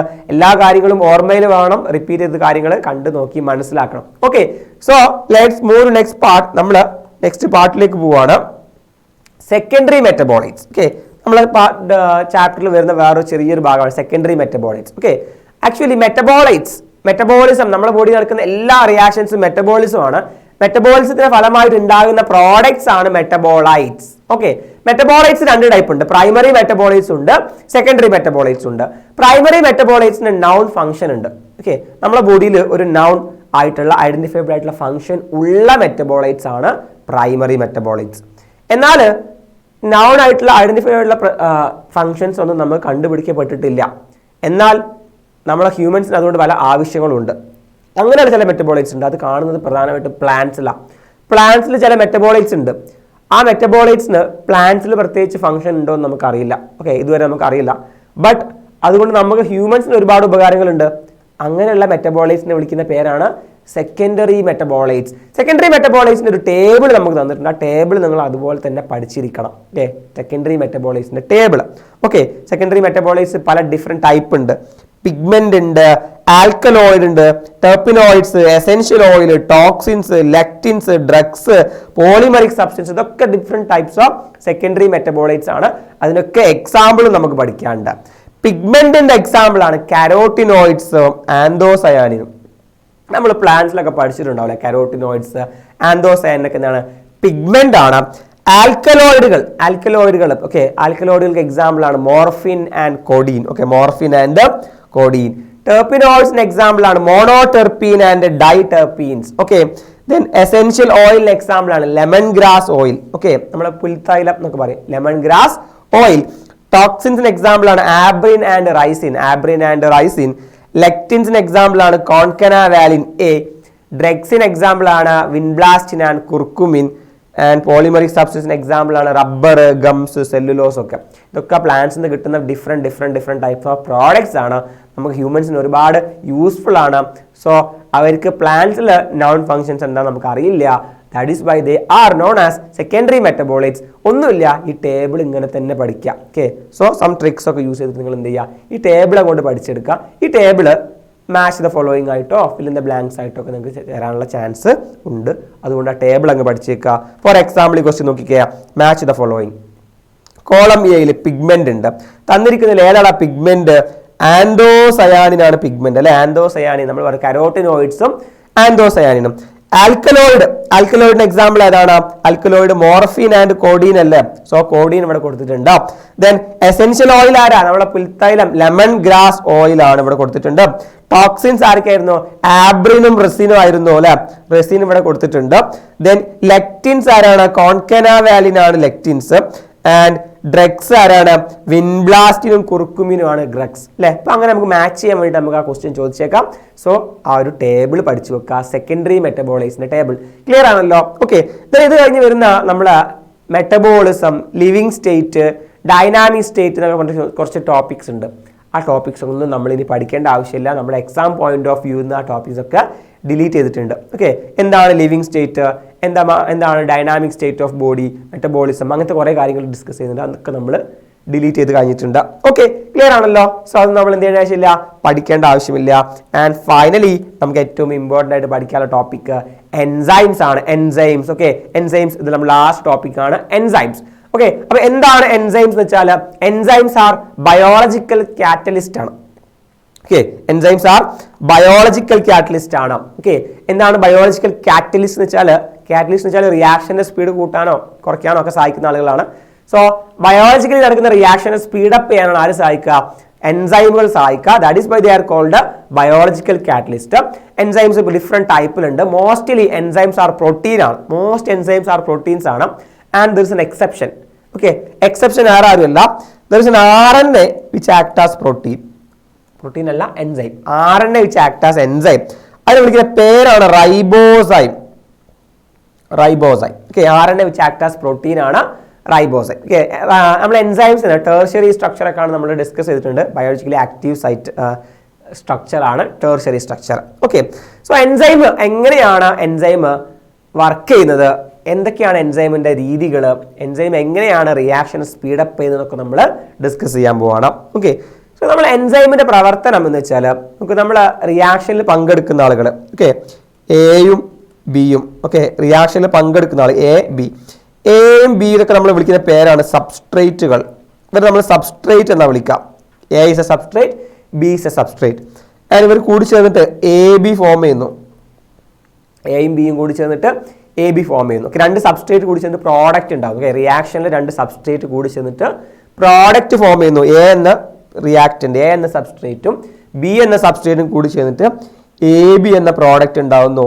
അപ്പൊ ഈ റിയാക്ഷനെ സ്പീഡപ്പ് ചെയ്യാൻ സഹായിക്കുന്ന ആളാണ് എൻസൈം. ഈ റിയാക്ഷനെ സ്പീഡപ്പ് ചെയ്യാൻ സഹായിക്കുന്ന കാറ്റലിസ്റ്റ്, ബയോളജിക്കൽ കാറ്റലിസ്റ്റ് ആണ് എൻസൈം.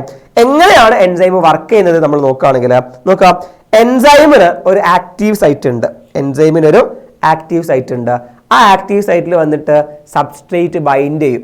ഓക്കെ, അപ്പോൾ ഓരോ എൻസൈമിനും അല്ലെങ്കിൽ ഓരോ സബ്സ്ട്രേറ്റിനും സ്പെസിഫിക് ആയിട്ട് എൻസൈം ഉണ്ട്, അല്ലെങ്കിൽ ഓരോ എൻസൈമിനും സ്പെസിഫിക് ആയിട്ട് സബ്സ്ട്രേറ്റ് ഉണ്ട്. ഓക്കെ, സോ ഒരു എൻസൈമിന്റെ സ്പെസിഫിക് സബ്സ്ട്രേറ്റിന് മാത്രമേ അതിന്റെ ആക്റ്റീവ് സൈറ്റിൽ വന്നിട്ട് ബൈൻഡ് ചെയ്യാൻ പറ്റുള്ളൂ.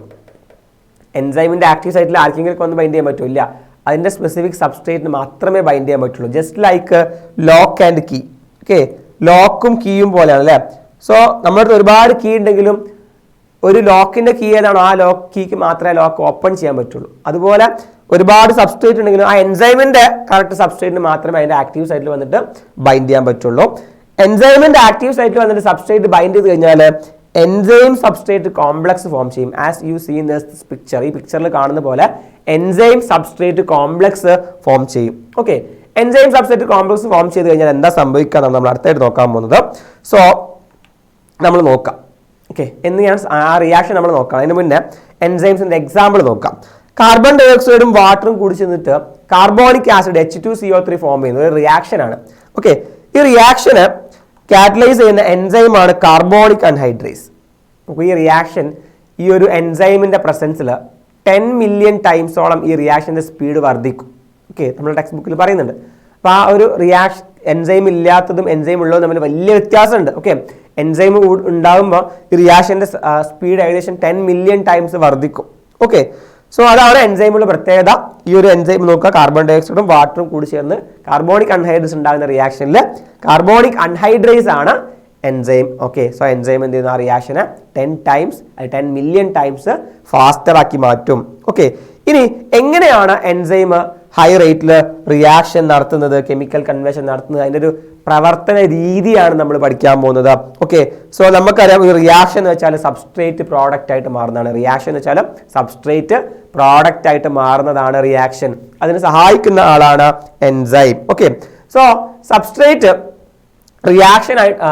സബ്സ്ട്രേറ്റ് പ്രോഡക്റ്റ് ആയിട്ട് മാറാൻ സഹായിക്കുന്ന ആളാണ് എൻസൈം എന്ന് നമ്മൾ പറഞ്ഞു. സോ സബ്സ്ട്രേറ്റ് എൻസൈമിൽ വന്നിട്ട് ലിങ്ക് ചെയ്യണം അല്ലെ. സബ്സ്ട്രേറ്റ് എവിടെ വന്നിട്ട് ലിങ്ക് ചെയ്യുക? എൻസൈമിന്റെ ആക്റ്റീവ് സൈറ്റിൽ വന്നിട്ട് അല്ലെ സബ്സ്ട്രേറ്റ് ലിങ്ക് ചെയ്ത് കഴിഞ്ഞാൽ എന്ത് ഫോം ചെയ്യും? എൻസൈം സബ്സ്ട്രേറ്റ് കോംപ്ലക്സ് ഫോം ചെയ്യും. ഓക്കെ, എന്നിട്ട് നമ്മളെ സബ്സ്ട്രേറ്റിന്റെ ബോണ്ടുകളൊക്കെ ബ്രേക്ക് ചെയ്ത് കൊടുക്കും എൻസൈം. എൻസൈം ഈ സബ്സ്ട്രേറ്റിന്റെ ബോണ്ടൊക്കെ ബ്രേക്ക് ചെയ്ത് കൊടുക്കും. ബോണ്ടൊക്കെ ബ്രേക്ക് ചെയ്താൽ അയാൾക്ക് എന്ത് ചെയ്യാൻ പറ്റും? അയാൾക്ക് പുതിയൊരു പ്രോഡക്റ്റ് ആയിട്ട് മാറാൻ പറ്റും അല്ലെ. ഓൾറെഡി ഉള്ള കോമ്പൗണ്ടിന്റെ ബോണ്ടൊക്കെ ബ്രേക്ക് ചെയ്താൽ അയാൾ ഫ്രീ ആയി. പിന്നെ അയാൾക്ക് പുതിയ കോമ്പിനേഷൻസ് ഫോം ചെയ്യാൻ പറ്റും, പുതിയ പ്രോഡക്റ്റ് ആയിട്ട് മാറാൻ പറ്റും. അങ്ങനെ ബോണ്ട് ബ്രേക്ക് ചെയ്ത് കൊടുക്കാൻ സഹായിക്കുന്ന ആളാണ് ഒരു എൻസൈം. ഓക്കെ, അല്ലെങ്കിൽ നമുക്ക് നോക്കാം സബ്സ്ട്രേറ്റ് പ്രോഡക്റ്റ് ആയിട്ട് മാറണമെങ്കിൽ സബ്സ്ട്രേറ്റിന് ഒരു എനർജി ലെവൽ ഉണ്ട്. സബ്സ്ട്രേറ്റിന് ഒരു എനർജി ലെവൽ ഉണ്ട്. ആ എനർജി ലെവലിൽ ഇരുന്നാൽ അയാൾക്ക് എന്താ പറ്റൂല? പ്രോഡക്റ്റ് ആയിട്ട് മാറാൻ പറ്റൂല. അയാൾക്കൊരു ഹയർ എനർജി ലെവലിലേക്ക് പോകണം. ഓക്കെ, ആ ഹയർ എനർജി ലെവലിനെ വിളിച്ച പേരാണ് transition state. Okay, so substrate ഇപ്പൊ ഇരിക്കുന്ന എനർജി ലെവലില്ലേ, അവിടുന്ന് കുറച്ച് ഹയർ സ്റ്റേറ്റ് ഉണ്ട്. ആ ഹയർ സ്റ്റേറ്റിന്റെ പേരെന്താ? Transition state. അങ്ങോട്ട് പോയാലാണ് എന്ത് ചെയ്യാൻ പറ്റുക? അയാൾക്ക് പ്രോഡക്റ്റ് ആയിട്ട് മാറാൻ പറ്റുക. ബിക്കോസ് ഈ ട്രാൻസിഷൻ സ്റ്റേറ്റ് അൺസ്റ്റേബിളാ, അവിടെ സ്റ്റേബിൾ ആയിട്ട് നിൽക്കാൻ പറ്റില്ല, അത് അൺസ്റ്റേബിൾ സ്റ്റേറ്റ്. അപ്പൊ അവിടുന്ന് എന്തായിട്ട് മാറും? പ്രോഡക്റ്റ് ആയിട്ട്, അയാൾ വേറൊരു പ്രോഡക്റ്റ് ആയിട്ട് മാറും. സോ ഈ സബ്സ്ട്രേറ്റിന് ആദ്യം എന്ത് ചെയ്യണം? ട്രാൻസിഷൻ സ്റ്റേറ്റിൽ എത്തണം. ഓക്കെ, അപ്പോഴാണ് അത് പ്രോഡക്റ്റ് ആയിട്ട് മാറുക. സബ്സ്ട്രേറ്റിന് ട്രാൻസിഷൻ സ്റ്റേറ്റിൽ എത്താൻ ആവശ്യമായിട്ടുള്ള ഒരു എനർജി ഉണ്ട്. സബ്സ്ട്രേറ്റിന് തന്റെ സ്വയം നോർമൽ എനർജിയിൽ നിന്ന് ട്രാൻസിഷൻ സ്റ്റേറ്റിലേക്ക് എത്താൻ ആവശ്യമായിട്ടുള്ള എനർജിനെ വിളിക്കുന്ന പേരാണ് ആക്ടിവേഷൻ എനർജി. എന്താ വിളിക്കുക? Activation energy. ഓക്കെ, സോ ഒരു ആക്ടിവേഷൻ എനർജി ഉണ്ട്. ട്രാൻസിഷൻ സ്റ്റേറ്റിൽ എത്തിക്കഴിഞ്ഞാൽ ട്രാൻസിഷൻ സ്റ്റേറ്റ് എന്താണ്? അൺസ്റ്റേബിൾ ആണ്, അയാൾ പ്രോഡക്റ്റ് ആയിട്ട് മാറും. ഓക്കെ, ദെൻ ഇതാണ് അതിനെ കാണിക്കുന്ന ഒരു ഗ്രാഫ്. നമ്മുടെ ടെക്സ്റ്റ് ബുക്കിൽ നമുക്ക് ഇമ്പോർട്ടൻ്റ് ആയിട്ട് പഠിക്കാനുള്ള ഗ്രാഫാണ്. ഓക്കെ, സോ ആക്ടിവേഷൻ എനർജി എങ്ങനെയാണ് എൻസൈം റിയാക്ഷൻ, ഒരു റിയാക്ഷനെ ആക്ടിവേഷൻ എനർജി എങ്ങനെയാണ് സ്വാധീനിക്കുന്നത്? നമ്മൾ പറഞ്ഞു സബ്സ്ട്രേറ്റിന്റെ എനർജി ലെവൽ പൊട്ടൻഷ്യൽ എനർജി ആണ് അല്ലേ. പൊട്ടൻഷ്യൽ എനർജി സബ്സ്ട്രേറ്റിന്റെ എനർജി ലെവലാണ് ഇത്. ഈ പോകുന്നത് സബ്സ്ട്രേറ്റിന്റെ എനർജി ലെവലാണ്. ഓക്കെ, ഇവിടെ ഒരു വലിയൊരു എനർജി സ്റ്റേറ്റ് ഉണ്ട്. This is transition state. നമ്മൾ പറഞ്ഞു സബ്സ്ട്രേറ്റിന് പ്രോഡക്റ്റ് ആയിട്ട് മാറണമെങ്കിൽ ഒരു ഹയർ എനർജി ലെവലിൽ എത്തണം. ആ ഹയർ എനർജി ലെവലിന്റെ പേരാണ് ട്രാൻസിഷൻ സ്റ്റേറ്റ് അല്ലെ. ട്രാൻസിഷൻ സ്റ്റേറ്റ് എന്നാണ് എനർജി ലെവലിന്റെ പേര്. ഓക്കെ, സോ സബ്സ്ട്രേറ്റിന് എന്ത് ചെയ്യണം? ട്രാൻസിഷൻ സ്റ്റേറ്റിൽ എത്തണം. സബ്സ്ട്രേറ്റിന് ട്രാൻസിഷൻ സ്റ്റേറ്റിൽ എത്തണം. ഓക്കെ, സോ സബ്സ്ട്രേറ്റിന് ട്രാൻസിഷൻ സ്റ്റേറ്റിൽ എത്താൻ ആവശ്യമായ എനർജിനെ വിളിച്ച് പേരെന്താണ്? Activation energy. Okay, so now this is ഈ കാണിച്ചിരിക്കുന്നത് എന്താണ്? ആക്ടിവേഷൻ എനർജി വിത്തൗട്ട് എൻസൈം ആണ്. Okay, and this one is activation energy with enzyme ആണ്. എൻസൈം ഉപയോഗിക്കുമ്പോൾ ഉള്ള ആക്ടിവേഷൻ എനർജിയും എൻസൈം ഇല്ലാത്തപ്പോൾ ഉള്ള ആക്ടിവേഷൻ എനർജി തമ്മിൽ വലിയ വ്യത്യാസമുണ്ട്. അതായത് എൻസൈം എന്താ ചെയ്യുന്നത്? ആക്ടിവേഷൻ എനർജിയെ കുറച്ച് കൊടുക്കുന്ന ആളാണ് എൻസൈം അല്ലെ. എൻസൈം ഇല്ലെങ്കിൽ ഇത്രത്തോളം ആക്ടിവേഷൻ എനർജി കൊടുക്കണം ട്രാൻസിഷൻ സ്റ്റേറ്റിൽ എത്താൻ. അതേസമയം എൻസൈം അങ്ങോട്ട് കൊടുത്തു കഴിഞ്ഞാൽ ആക്ടിവേഷൻ എനർജി വളരെ കുറയും അല്ലെ. അപ്പൊ ചെറിയൊരു എനർജി കൊടുത്താൽ തന്നെ എന്ത് ചെയ്യും? ചെറിയ ആക്ടിവേഷൻ എനർജി തന്നെ സബ്സ്ട്രേറ്റ് ട്രാൻസിഷൻ സ്റ്റേറ്റിലെത്തി പ്രോഡക്റ്റ് ആയിട്ട് മാറും. അതായത് ആക്ടിവേഷൻ എനർജി കുറച്ച് കൊടുക്കുക എന്നുള്ളതാണ് ആരുടെ പണി? എൻസൈമിന്റെ പണി എന്താണ്? ആക്ടിവേഷൻ എനർജി കുറച്ച് കൊടുക്കുക എന്നുള്ളതാണ്. ട്രാൻസിഷൻ സ്റ്റേറ്റിൽ എത്തിക്കഴിഞ്ഞാൽ പ്രോഡക്റ്റ് എന്തായിട്ട് മാറും? അയാൾ പ്രോഡക്റ്റ് ആയിട്ട് മാറും. ഓക്കെ, സോ വേറെ കാര്യം ശ്രദ്ധിക്കുക, ഈ പറഞ്ഞ റിയാക്ഷനിൽ സബ്സ്ട്രേറ്റിന്റെ എനർജി ലെവലിനേക്കാളും കുറവാണ് പ്രോഡക്റ്റിന്റെ എനർജി ലെവൽ. പ്രോഡക്റ്റിന്റെ എനർജി താഴെയാണ്, എത്രയും താഴെയാണ്. സബ്സ്ട്രേറ്റിന്റെ എനർജി ലെവലിനേക്കാളും പ്രോഡക്റ്റിന്റെ എനർജി ലെവൽ താഴെയാണെങ്കിൽ അത് എക്സോതെർമിക് റിയാക്ഷനാണ്. എനർജി പുറത്തുവിടുന്ന റിയാക്ഷനാണ്, ഹീറ്റ് പുറത്തുവിടുന്ന റിയാക്ഷൻ എക്സോതെർമിക് റിയാക്ഷൻ. സബ്സ്ട്രേറ്റിനെക്കാളും എനർജി ലെവൽ ഹൈ ആണ് പ്രോഡക്റ്റിനെങ്കിൽ അത് എൻഡോതെർമിക് റിയാക്ഷൻ ആയിരിക്കും. സോ നമ്മൾ അത്ര ഡീറ്റെയിൽ ആയിട്ടൊന്നും നോക്കുന്നില്ല. സോ ആ ഒരു ഗ്രാഫ് ക്ലിയർ ആണല്ലോ. ആക്ടിവേഷൻ എനർജി എങ്ങനെയാണ് റിയാക്ഷനെ സ്വാധീനിക്കുന്നതെന്നും ആക്ടിവേഷൻ എനർജീനെ എങ്ങനെയാണ് എൻസൈം സ്വാധീനിക്കുന്നതെന്നും മനസ്സിലായില്ലേ. ആക്ടിവേഷൻ എനർജി കുറച്ചു കൊടുക്കുന്ന ആളാണ് ആര്? എൻസൈം. ഓക്കെ, സോ അത് ക്ലിയർ ആയിട്ടുണ്ടാവുമെന്നാണ് വിചാരിക്കുന്നത്. പ്രോഗ്രസ് ഓഫ് റിയാക്ഷൻ നോക്കിക്കുക, പൊട്ടൻഷ്യൽ എനർജി കൂടുന്നതനുസരിച്ചിട്ട് പ്രോഗ്രസ് ഓഫ് റിയാക്ഷൻ മുന്നോട്ട് പോകുന്നുണ്ട്. ഓക്കെ, സബ്സ്ട്രേറ്റ് എനർജി ലെവലിൽ നിന്ന് ട്രാൻസിഷൻ സ്റ്റേറ്റിൽ എത്തിക്കഴിഞ്ഞാൽ അൺസ്റ്റേബിൾ ആണ് ട്രാൻസിഷൻ സ്റ്റേറ്റ്, അവിടെ പ്രോഡക്റ്റ് ആയിട്ട് മാറും. ട്രാൻസിഷൻ സ്റ്റേറ്റിൽ എത്താൻ ആവശ്യമായിട്ടുള്ള എനർജിയാണ് ആക്ടിവേഷൻ എനർജി. ആക്ടിവേഷൻ എനർജിനെ കുറച്ച് കൊടുക്കുന്ന ആളാണ് എൻസൈം. ക്ലിയർ? ഓക്കെ അല്ലേ? സോ അതാണ് എൻസൈമിന്റെ ഡ്യൂട്ടി. സോ നമ്മൾ എൻസൈമിന്റെ പ്രവർത്തനം നമ്മൾ ഒന്നും കൂടി നമ്മൾ വിലയിരുത്താൻ പോവാണ്. ഓക്കെ, സോ നമ്മൾ ഈ ഗ്രാഫ് നമ്മൾ കണ്ടു. ഇത് വെച്ച് നമുക്ക് ക്വസ്റ്റ്യൻ പ്രതീക്ഷിക്കാവുന്നതാണ്. Observe the graph and answer the following. Okay, find out the role of enzyme. എന്താ role of enzyme? Activation energy കുറച്ച് കൊടുക്കലാണ്. Okay, mention any two factors that influence the activity of enzyme and their state their influence. അത് നമ്മൾ അടുത്തായിട്ട് discuss ചെയ്യാൻ പോവാണ്. എൻസൈമിന്റെ ആക്ടിവിറ്റീനെ influence ചെയ്യുന്ന factors നമ്മൾ അടുത്ത ഭാഗത്ത് ഡിസ്കസ് ചെയ്യാൻ പോവാണ്. ഓക്കെ, ബിഫോർ ദാറ്റ് നമ്മൾ നോക്കുക, catalytic cycle of enzyme action can be described in the following step. എങ്ങനെയാണ് നമ്മൾ എൻസൈമിന്റെ കാറ്റലിറ്റിക് സൈക്കിളിനെ നമ്മൾ ഡിസ്ക്രൈബ് ചെയ്യുന്നത്, ഇല്ലുസ്ട്രേറ്റ് ചെയ്യുന്നത്, നമ്മൾ കാണിച്ചു തരാണ്. ഓക്കെ, സോ നോക്കാം ഇവിടെ. ഓക്കെ, നമ്മൾ സബ്സ്ട്രേറ്റ് എന്ത് ചെയ്യുന്നു? എൻസൈമിന്റെ ആക്റ്റീവ് സൈറ്റിൽ ബൈൻഡ് ചെയ്യുന്നു. അപ്പൊ എന്ത് ചെയ്യും? എൻസൈം സബ്സ്ട്രേറ്റിന്റെ ബോണ്ടുകൾ ബ്രേക്ക് ചെയ്ത് കൊടുക്കും. Enzyme breaks the bonds of substrate. Okay, അപ്പൊ എന്ത് ചെയ്യാൻ പറ്റും? എൻസൈമും സബ്സ്ട്രേറ്റും കൂടി ചേർന്നു. അപ്പൊ എന്ത് ഫോം ചെയ്തു? എൻസൈം സബ്സ്ട്രേറ്റ് കോംപ്ലക്സ് ഫോം ചെയ്തു. എന്നിട്ട് എൻസൈം സബ്സ്ട്രേറ്റിന്റെ ബോണ്ടൊക്കെ ബ്രേക്ക് ചെയ്ത് കൊടുത്തു. എന്നിട്ട് അയാൾ ആ ബോണ്ടൊക്കെ ബ്രേക്ക് ചെയ്ത് കൊടുത്തതിന് ശേഷം അയാൾ എന്തായിട്ട് മാറി? പുതിയൊരു പ്രോഡക്റ്റ് ആയിട്ട് മാറി. അപ്പൊ എൻസൈം സബ്സ്ട്രേറ്റ് കോംപ്ലക്സ് എന്തായിട്ട് മാറും? എൻസൈം പ്രോഡക്റ്റ് കോംപ്ലക്സ് ആയിട്ട് മാറും. എൻസൈം പ്രോഡക്റ്റ് കോംപ്ലക്സ് ആയിട്ട് മാറിയാൽ പ്രോഡക്റ്റിനെ എൻസൈം റിലീസ് ചെയ്യും. ഓക്കെ, ദെൻ എൻസൈമിന്റെ ആവശ്യമില്ലല്ലോ, അപ്പോൾ പ്രോഡക്റ്റിനെ റിലീസ് ചെയ്യും. അപ്പോൾ അങ്ങനെ പ്രോഡക്റ്റ് ഉണ്ടായി, എൻസൈം ഫ്രീ ആയി, എൻസൈം പോയിട്ട് അടുത്ത സബ്സ്ട്രേറ്റിനെ ക്യാരി ചെയ്യും. ദെൻ അയാളെ എൻസൈം പ്രോഡക്റ്റ് കോംപ്ലക്സ് ആക്കും, പ്രോഡക്റ്റ് റിലീസ് ചെയ്യും. ദെൻ അടുത്ത ഓക്കെ, അങ്ങനെ എൻസൈംസ് ഇങ്ങനെ കാറ്റലിറ്റിക്കൽ സൈക്കിൾ ഇങ്ങനെ നടത്തിക്കൊണ്ടേയിരിക്കും. ഓക്കെ, സോ അതിന്റെ ഒരു ഇല്ലുസ്ട്രേഷൻ നോക്കാം നമുക്ക്. ഓക്കെ, അതിന്റെ ഒരു ഇല്ലുസ്ട്രേഷൻ നോക്കുകയാണെങ്കിൽ ഈ എന്ന് വെച്ചാൽ എൻസൈമും സബ്സ്ട്രേറ്റും കൂടി ചേർന്നാൽ എന്തുണ്ടാവും? എൻസൈം സബ്സ്ട്രേറ്റ് കോംപ്ലക്സ് ഉണ്ടാവും. ES എന്ന് വെച്ചാൽ എൻസൈം സബ്സ്ട്രേറ്റ് കോംപ്ലക്സ്. അപ്പൊ അവിടെ സബ്സ്ട്രേറ്റിന്റെ ബോണ്ടൊക്കെ എൻസൈം ബ്രേക്ക് ചെയ്ത് കൊടുക്കും. സബ്സ്ട്രേറ്റ് പുതിയൊരു പ്രോഡക്റ്റ് ആയിട്ട് മാറും. സോ അത് എൻസൈം പ്രോഡക്റ്റ് കോംപ്ലക്സ് ആയിട്ട് മാറി. ഓക്കെ, ദെൻ എൻസൈം പ്രോഡക്റ്റ് ആയി കോംപ്ലക്സ് ആയി മാറി കഴിഞ്ഞാൽ എന്ത് ചെയ്യും? എൻസൈം പ്രോഡക്റ്റിനെ റിലീസ് ചെയ്യും, എൻസൈം ഫ്രീ ആയി ഗെയിൻ വരുന്നു, അടുത്ത സബ്സ്ട്രേറ്റ് സ്വീകരിക്കുന്നു, സെയിം പ്രോസസ്സ് കണ്ടിന്യൂ ചെയ്യുന്നു. ഇതാണ് എൻസൈം ആക്ഷൻ. ഓക്കെ, സോ ഈ ഒരു ഇല്ലുസ്ട്രേഷൻ കൂടി നിങ്ങൾ പഠിച്ചു വെക്കണം. E എന്താണ്, S എന്താണ്, ES എന്താണ്, EP എന്താണ്. E എന്ന് വെച്ചാൽ enzyme, S substrate, ES enzyme substrate complex, EP enzyme product complex ആണ്. ഓക്കെ, സോ അതും കൂടി നിങ്ങൾ നോക്കി വെക്കാം. ഇതാണ് nature of enzyme action. Clear? ഇനി നോക്കിക്കേ, ഇത് ക്വസ്റ്റ്യൻ ചോദിച്ചിട്ടുണ്ട്. Enzymes are biocatalyst which regulate various biochemical reaction. Illustrate the following reaction. ഈ റിയാക്ഷനെ ഇല്ലുസ്ട്രേറ്റ് ചെയ്യാൻ പറഞ്ഞത്. അപ്പോൾ നമ്മൾ ഓരോ സ്റ്റെപ്പായിട്ട് ചെയ്താൽ ആദ്യം എൻസൈം അതിന്റെ ആക്റ്റീവ് സൈറ്റിൽ വന്നിട്ട് സബ്സ്ട്രേറ്റ് ബൈൻഡ് ചെയ്യുന്നു. അപ്പോൾ എന്തുണ്ടാവുന്നു? എൻസൈം സബ്സ്ട്രേറ്റ് കോംപ്ലക്സ് ഉണ്ടാവുന്നു, ബോണ്ട് ബ്രേക്ക് ചെയ്യുന്നു, എൻസൈം പ്രോഡക്റ്റ് കോംപ്ലക്സ് ആയിട്ട് മാറുന്നു, പ്രോഡക്റ്റിനെ റിലീസ് ചെയ്യുന്നു, എൻസൈം വന്നിട്ട് വീണ്ടും സബ്സ്ട്രേറ്റിനെ എടുക്കുന്നു. അതാണ് ബയോകാറ്റലിറ്റിക് റിയാക്ഷൻ അല്ലെങ്കിൽ nature of enzyme action. Clear അല്ലേ? ഓക്കെ, ദെൻ നോക്കാം നമുക്ക് നെക്സ്റ്റ് പാർട്ട് നമ്മൾ എന്താ ഡിസ്കസ് ചെയ്യുന്നത്? ഫാക്ടേഴ്സ് അഫക്റ്റിംഗ് എൻസൈം ആക്ടിവിറ്റി ആണ്. എൻസൈം ആക്ടിവിറ്റീസിനെ അഫക്ട് ചെയ്യുന്ന ഫാക്ടേഴ്സ് ഏതൊക്കെയാണ്? പ്രധാനമായിട്ട് നമുക്ക് 4 ഫാക്ടേഴ്സ് ആണ് ഡിസ്കസ് ചെയ്യാനുള്ളത്. ടെമ്പറേച്ചർ ഉണ്ട്, pH ഉണ്ട്, കോൺസെൻട്രേഷൻ ഓഫ് സബ്സ്ട്രേറ്റ് ഉണ്ട്, ഇൻഹിബിറ്റർ ഉണ്ട്. സോ ടെമ്പറേച്ചറിന്റെയും pHന്റെയും എഫക്ട് നമ്മൾ നോക്കുകയാണെങ്കിൽ പ്രധാനമായിട്ടും അവരുടെ എഫക്ട് സെയിം ആണ്. എന്താന്ന് വെച്ചാൽ ടെമ്പറേച്ചറും pHും ഓക്കെ ഒപ്റ്റിമം ടെമ്പറേച്ചറും ഒപ്റ്റിമം pHിലുമാണ് എൻസൈം ആക്ഷൻ കൂടുതൽ നടക്കുക. ഏറ്റവും നന്നായിട്ട് നടക്കുന്നത് ഒരു ഒപ്റ്റിമം വാല്യൂ ഉണ്ട്. Okay, for example temperature enzyme activity, lower ടെമ്പറേച്ചറിൽ എൻസൈം ആക്ടിവിറ്റി കുറവാണ്. ടെമ്പറേച്ചർ കൂടുന്നു, എൻസൈം ആക്ടിവിറ്റി കൂടി കൂടി പോകുന്നു, മേലോട്ട് പോകുന്നു. ഓക്കെ, ടെമ്പറേച്ചർ കൂടി കൂടി കൂടി ഒരു പോയിന്റിൽ എത്തുന്നു. ആ പോയിന്റിൽ എത്തുമ്പോൾ എന്താണ് എൻസൈം ആക്ടിവിറ്റി മാക്സിമം. ഏതാണ് എൻസൈം ആക്ടിവിറ്റി മാക്സിമം? ഈ ഒരു പോയിന്റിൽ അധികം ടെമ്പറേച്ചർ കൂടിക്കഴിഞ്ഞാൽ ഇനിയും അധികം ടെമ്പറേച്ചർ കൂടി കഴിഞ്ഞാൽ എന്താ സംഭവിക്കുക? എൻസൈം ആക്ടിവിറ്റി കുറയുന്നു, ഡിക്ലൈൻ ചെയ്യുന്നു. ഓക്കെ, സോ ഈ ഒരു പോയിന്റ് ഉണ്ടല്ലോ, this point is optimum temperature. ആ പോയിന്റ് എന്താണ്? Optimum temperature.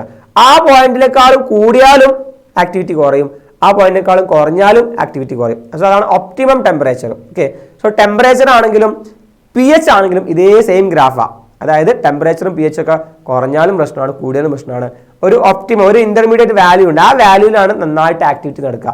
അതിൽ കുറഞ്ഞാലും ആക്ടിവിറ്റി കുറയും, കൂടിയാലും ആക്ടിവിറ്റി കുറയും. That is why that point is called optimum temperature അല്ലെങ്കിൽ ഒപ്റ്റിമം pH. ഓക്കെ, സോ അതാണ് ഒപ്റ്റിമം ടെമ്പറേച്ചർ ആൻഡ് pH. അതിന്റെ ബോത്ത് ബിലോ ആൻഡ് എബോവ് എന്ത് ചെയ്യും? ആക്ടിവിറ്റി ഡിക്ലൈൻ ചെയ്യും. ഓക്കെ, സെയിം അവസ്ഥ തന്നെയാണ് pHന്റെ കേസിൽ. pHും സെയിം ഗ്രാഫ് തന്നെയാണ്. ഓക്കെ, അതിൽ ആ pHനേക്കാളും കുറഞ്ഞാലും കൂടിയാലും എന്ത് ചെയ്യും? എൻസൈം ആക്ടിവിറ്റി കുറയും. ഒപ്റ്റിമം pHലാണ് ഏറ്റവും നന്നായിട്ട് റിയാക്ഷൻ നടക്കുക. നമ്മൾ പഠിച്ചിട്ടുണ്ട് സലൈവറി അമൈലേസിന്റെ ഒപ്റ്റിമം pH 6.8 ആണ് നമ്മൾ ഡിസ്കസ് ചെയ്തിട്ടുണ്ട്. ഓക്കെ, ദെൻ ഇനി കോൺസെൻട്രേഷൻ ഓഫ് സബ്സ്ട്രേറ്റ്. സബ്സ്ട്രേറ്റിന്റെ കോൺസെൻട്രേഷൻ എങ്ങനെയാണ് എൻസൈം ആക്ടിവിറ്റിനെ ബാധിക്കുക? മറ്റൊരു പ്രധാനപ്പെട്ട ഗ്രാഫാണ് നമ്മുടെ ടെക്സ്റ്റ് ബുക്കിൽ തന്നിട്ടുണ്ട്. ഓക്കെ, നമ്മൾ ഒരു റിയാക്ഷനിൽ സബ്സ്ട്രേറ്റുകളുടെ എണ്ണം ഇങ്ങനെ കൂട്ടിക്കൊണ്ടേയിരിക്കുന്നു, കോൺസെൻട്രേഷൻ കൂട്ടിക്കൊണ്ടേയിരിക്കുന്നു. ഒരു റിയാക്ഷൻ നടന്നുകൊണ്ടിരിക്കുകയാണ്. ഓക്കെ, അപ്പോൾ എ എന്ന് പറഞ്ഞ സബ്സ്ട്രേറ്റ്, ഒരു റിയാക്ഷൻ നടന്നുകൊണ്ടിരിക്കുന്നത്. എ എന്ന സബ്സ്ട്രേറ്റ് ബി ആയിട്ട് മാറുന്ന റിയാക്ഷനാണ് നമ്മൾ ചെയ്തുകൊണ്ടിരിക്കുന്നത്. അപ്പോൾ നമ്മൾ അവിടെ ഒരു എൻസൈം ഉണ്ട്, എൻസൈമാണ് ആ റിയാക്ഷനെ കാറ്റലൈസ് ചെയ്യുന്നത്. സോ നമ്മൾ എന്റെ എണ്ണം ഇങ്ങനെ കൂട്ടുന്നു, സബ്സ്ട്രേറ്റിന്റെ കോൺസെൻട്രേഷൻ ഇങ്ങനെ കൂട്ടി കൂട്ടി കൊടുത്താൽ എൻസൈമിന്റെ റിയാക്ഷന്റെ സ്പീഡ് എന്ത് ചെയ്യും? റിയാക്ഷന്റെ സ്പീഡ് കൂടി കൂടി പോകും. ഓക്കെ, റിയാക്ഷന്റെ സ്പീഡ് കൂടി കൂടി പോകും. എത്ര വരെ കൂടും? ഒരു ലിമിറ്റ് വരെ കൂടും. അതിൻ്റെ അപ്പുറത്തേക്ക് എന്ത് ചെയ്യില്ല, കൂടൂല. അതായത് ഇവിടെ 500 എൻസൈമാണ് ഉള്ളത്. നമ്മൾ ജസ്റ്റ് സങ്കല്പിക്കുക 500 നമ്പർ ഓഫ് എൻസൈം ഉള്ളത്. നമ്മളിവിടെ ഇങ്ങനെ സബ്സ്ട്രേറ്റ് ഇട്ട് കൊടുക്കുന്നു. സബ്സ്ട്രേറ്റ് ഇട്ട് കൊടുക്കും. 200 300 400 498 499 500 500 സബ്സ്ട്രേറ്റ് നമ്മൾ ഇട്ടു. 501ാമത്തെ അല്ലെങ്കിൽ 500ൽ കൂടുതൽ എത്ര വരുന്നോ അത്രയും 501ാമത്തെ 2ാമത്തെ സബ്സ്ട്രേറ്റ് നമ്മൾ ഇട്ട് കൊടുത്തിട്ട് കാര്യമില്ല. അവിടെ സബ്സ്ട്രേറ്റിന് ബൈൻഡ് ചെയ്യാൻ ആര് ബാക്കിയില്ല? എൻസൈം ബാക്കിയില്ല. എല്ലാ എൻസൈമിലും സബ്സ്ട്രേറ്റ് ആയി കഴിഞ്ഞു. ഇനി അവിടെ സബ്സ്ട്രേറ്റ് ഇട്ടിട്ട് കാര്യമുണ്ടോ? ഇനി സബ്സ്ട്രേറ്റ് ഇട്ട് കൊടുത്തിട്ട് കാര്യമില്ല. All enzymes are saturated with substrate. Okay, so അതാണ് ഇവിടെ കാണിച്ചിട്ടുള്ളത്. സബ്സ്ട്രേറ്റ് കോൺസെൻട്രേഷൻ എക്സ് ആക്സിസിലും വെലോസിറ്റി ഓഫ് റിയാക്ഷൻ വൈ ആക്സിസിലും. നമുക്ക് സബ്സ്ട്രേറ്റ് കോൺസെൻട്രേഷൻ കൂടുന്നു, അപ്പോൾ വെലോസിറ്റി ഓഫ് റിയാക്ഷൻ കൂടി കൂടി കൂടി മേലോട്ട് പോകുന്നു അല്ലേ? സബ്സ്ട്രേറ്റ് കോൺസെൻട്രേഷൻ കൂടുമ്പോൾ വെലോസിറ്റി ഓഫ് റിയാക്ഷൻ കൂടി കൂടി പോകുന്നു. നമുക്ക് ഈ ഒരു പോയിന്റ് വരെ കൂടുന്നു, ഇതിനപ്പുറത്തേക്ക് കൂടില്ല. പിന്നെ അത് സ്ട്രേറ്റ് ലൈനാണ്. പിന്നെ ഇവിടെ നേരെ പോവുക, അതിൻ്റെ അപ്പുറത്തേക്ക് എന്ത് ചെയ്യൂല? വെലോസിറ്റി ഓഫ് റിയാക്ഷൻ കൂടില്ല. സോ ഇതാണ് ഏറ്റവും വലിയ velocity, V max, maximum velocity. Okay, maximum velocity. അതിൻ്റെ അപ്പുറത്തേക്ക് എന്താ റിയാക്ഷൻ സ്പീഡ് കൂടാത്തത്? അവിടെയുള്ള എല്ലാ എൻസൈംസും സാച്ചുറേറ്റഡ് ആയി, എല്ലാ എൻസൈമിനും സബ്സ്ട്രേറ്റ് ആയി. ഇനി എത്ര സബ്സ്ട്രേറ്റിന്റെ കോൺസെൻട്രേഷൻ കൂടിയിട്ട് കാര്യമില്ല, അവിടെ എൻസൈം ബാക്കിയില്ല അല്ലേ? എൻസൈം ബാക്കിയില്ല. അതുകൊണ്ട് തന്നെ സബ്സ്ട്രേറ്റ് കോൺസെൻട്രേഷന്റെ ഗ്രാഫാണ് ഇത് കൊടുത്തിട്ടുള്ളത്. സബ്സ്ട്രേറ്റ് കോൺസെൻട്രേഷൻ ഒരു ലെവൽ വരെ എന്ത് ചെയ്യും? റിയാക്ഷന്റെ വെലോസിറ്റി കൂടും. അതിനപ്പുറത്തേക്ക് പോയാൽ റിയാക്ഷന്റെ വെലോസിറ്റി കൂടില്ല. ഇനി ഇവിടെ വേറൊരു പോയിന്റ് കൊടുത്തിട്ടുണ്ട്, വി മാക്സ് ബൈ 2, മാക്സിമം വെലോസിറ്റിന്റെ പകുതി. ഓക്കെ, ഇത് കറക്റ്റ് ഇതിന്റെ പകുതിയാണ്, ഹാഫാണ്. മാക്സിമം വെലോസിറ്റിന്റെ പകുതി എത്താൻ ആവശ്യമായിട്ടുള്ള കോൺസെൻട്രേഷനാണ് നമ്മൾ KM എന്ന് സൂചിപ്പിച്ചിട്ടുള്ളത്. ഓക്കെ, ഇത്ര ഈ ഒരു സബ്സ്ട്രേറ്റ് K എന്ന് വെച്ചാൽ സബ്സ്ട്രേറ്റിന്റെ കോൺസെൻട്രേഷൻ ആണ്. സബ്സ്ട്രേറ്റിന്റെ കോൺസെൻട്രേഷൻ ഇത്ര എത്തുമ്പോഴാണ് വി മാക്സ് ബൈ 2 എത്തുന്നത്. ഓക്കെ, സബ്സ്ട്രേറ്റിന്റെ കോൺസെൻട്രേഷൻ, അതായത് എന്താണ് KM എന്ന് വെച്ചാൽ മാക്സിമം വെലോസിറ്റിന്റെ പകുതി എത്താൻ ആവശ്യമായിട്ടുള്ള സബ്സ്ട്രേറ്റിന്റെ കോൺസെൻട്രേഷൻ. മാക്സിമം വെലോസിറ്റിന്റെ പകുതി അറ്റൈൻ ചെയ്യാൻ ആവശ്യമായിട്ടുള്ള സബ്സ്ട്രേറ്റിന്റെ കോൺസെൻട്രേഷൻ ആണ് KM, മൈക്കലിസ് കോൺസ്റ്റന്റ് എന്നൊക്കെയാണ് വിളിക്കുക. നമുക്ക് പഠിക്കാനില്ല. ഈ KMന്റെ വാല്യൂ വൈ ആക്സിസിനോട് അടുത്താണെങ്കിൽ, വളരെ ഇതിനോട് ഇങ്ങനെ അടുത്താണെങ്കിൽ നമുക്ക് നമ്മളെ സബ്സ്ട്രേറ്റിന്റെ അല്ലെങ്കിൽ എൻസൈം സബ്സ്ട്രേറ്റിന്റെ അഫിനിറ്റി വളരെ കൂടുതലാണ്. വെച്ചാൽ പെട്ടെന്ന് വി മാക്സ് ബൈ 2 എത്തുന്ന അർത്ഥം അല്ലേ? ഇതിനോട് അടുക്കും തോറും അല്ലേ? ഇതിനോട് ഈ വാല്യൂ ഇങ്ങോട്ട് അടുക്കും തോറും എന്താണ് ആ റിയാക്ഷൻ എന്ത് ചെയ്യുന്നു? പെട്ടെന്ന് എൻസൈമും സബ്സ്ട്രേറ്റും തമ്മിൽ അഫിനിറ്റി വളരെ കൂടുതലാണെന്നുള്ളതാണ് അർത്ഥം. സോ അത്ര നമ്മൾ നോക്കണ്ട, നമ്മൾ ജസ്റ്റ് ഈ ഗ്രാഫ് നോക്കുക. Hyperbolic curve, A curve between substrate reaction and velocity of substrate concentration and velocity of reaction. So ആ ഒരു ഡയഗ്രാം, ആ ഒരു ഗ്രാഫ് നിങ്ങൾക്ക് ക്ലിയർ ആയിട്ട് ഉണ്ടാവുമെന്നാണ് വിചാരിക്കുന്നത്. ഓക്കെ, സോ ഇതാണ് ഒബ്സർവ് ദ ഗ്രാഫ്. ക്വസ്റ്റ്യൻ വരാം, observe the graph, same graph ആണ്. Okay, so what does mean by V max value? Maximum velocity of reaction ആണ് അല്ലേ? മാക്സിമം വെലോസിറ്റി ഓഫ് റിയാക്ഷൻ ആണ് V max value. And why is Vmax not exceeded by further? എന്തുകൊണ്ടാണ് Vmax further ആയിട്ട് exceed ചെയ്യാത്തത്? അവിടെയുള്ള എല്ലാ all enzymes are saturated with the substrate. Okay, adding more substrate will not affect this reaction because there is no free enzyme. Okay, and okay, അതാണ് നമുക്ക് അവിടെ discuss ചെയ്യാനുള്ളത്. Then last factors affecting enzyme action നമ്മൾ പറഞ്ഞു കൊടുക്കുന്നത്. pH പറഞ്ഞു, temperature പറഞ്ഞു, then substrate concentration പറഞ്ഞു, finally inhibitor. Okay, inhibitor. ഒരു ഇൻഹിബിറ്റർ വന്നിട്ട് എൻസൈമിന്റെ ആക്റ്റീവ് സൈറ്റിൽ കയറുകയാണ്. അപ്പോൾ എന്ത് ചെയ്യും? എൻസൈം ആക്ടിവിറ്റി ഷട്ട് ഓഫ് ചെയ്യും. ഓക്കെ, എന്ന് വെച്ചാൽ എൻസൈം ആക്ടിവിറ്റി അവിടെ സ്റ്റോപ്പ് ആകും. Okay, so different type of inhibition ഉണ്ട്. നമുക്ക് പഠിക്കാനുള്ളത് കോമ്പറ്റീറ്റീവ് ഇൻഹിബിഷൻ ആണ്. കോമ്പറ്റീറ്റീവ് ഇൻഹിബിഷൻ അതായത് ഒരു ഇൻഹിബിറ്റർ വരുന്നു. നമുക്കറിയാം എൻസൈമിന് ആക്റ്റീവ് സൈറ്റ് ഉണ്ടെന്നും ആക്റ്റീവ് സൈറ്റിൽ സബ്സ്ട്രേറ്റ് പോയിട്ട് ബൈൻഡ് ചെയ്യുന്നു അറിയാം. ഓക്കെ, ബട്ട് ഇവിടെ എന്ത് സംഭവിക്കുന്നത് അറിയാം? ഇവിടെ ഇതാണ് എൻസൈം അല്ലേ? ഈ പിങ്ക് കളർ, റോസ് കളറിൽ എൻസൈം വന്നിട്ടുണ്ട്. ദെൻ ഇവിടെ എൻസൈമിന്റെ ആക്റ്റീവ് സൈറ്റിൽ വന്നിട്ട് നോർമലി ബൈൻഡ് ചെയ്യേണ്ടത് ആരാ? സബ്സ്ട്രേറ്റാ. സബ്സ്ട്രേറ്റിന് പകരം അവിടെ വേറൊരാൾ സബ്സ്ട്രേറ്റിനെ പോലെ തന്നെയുള്ള കണ്ട സബ്സ്ട്രേറ്റ് തെറ്റിദ്ധരിക്കുന്ന ഒരാൾ അവിടെ പോയിട്ട് എന്ത് ചെയ്യുന്നു? ബൈൻഡ് ചെയ്യുന്നു. ബട്ട് അയാൾ എന്തായിരുന്നു? അയാൾ ഒരു ഇൻഹിബിറ്റർ ആയിരുന്നു. അയാൾ അവിടെ ബൈൻഡ് ചെയ്ത് കഴിഞ്ഞാൽ പിന്നെ എന്ത് ചെയ്യാൻ പറ്റില്ല? സബ്സ്ട്രേറ്റിനെ അവിടെ ബൈൻഡ് ചെയ്യാൻ പറ്റൂല. ഓക്കെ, സബ്സ്ട്രേറ്റിനെ അയാൾ അവിടെ പോയി ബൈൻഡ് ചെയ്യാൻ പറ്റൂല. ഓക്കെ, അതായത് സബ്സ്ട്രേറ്റ് ഇരിക്കുന്ന സ്ഥലത്ത് പോയിട്ട് ആരിരുന്നു? ഇൻഹിബിറ്റർ ഇരുന്നു. ഓക്കെ, സബ്സ്ട്രേറ്റ് ഇരിക്കുന്ന സ്ഥലത്ത് പോയിട്ട് ഇൻഹിബിറ്റർ ഇരുന്നാൽ പിന്നെ അവിടെ സബ്സ്ട്രേറ്റിന് ഇരിക്കാൻ സ്ഥലമില്ല.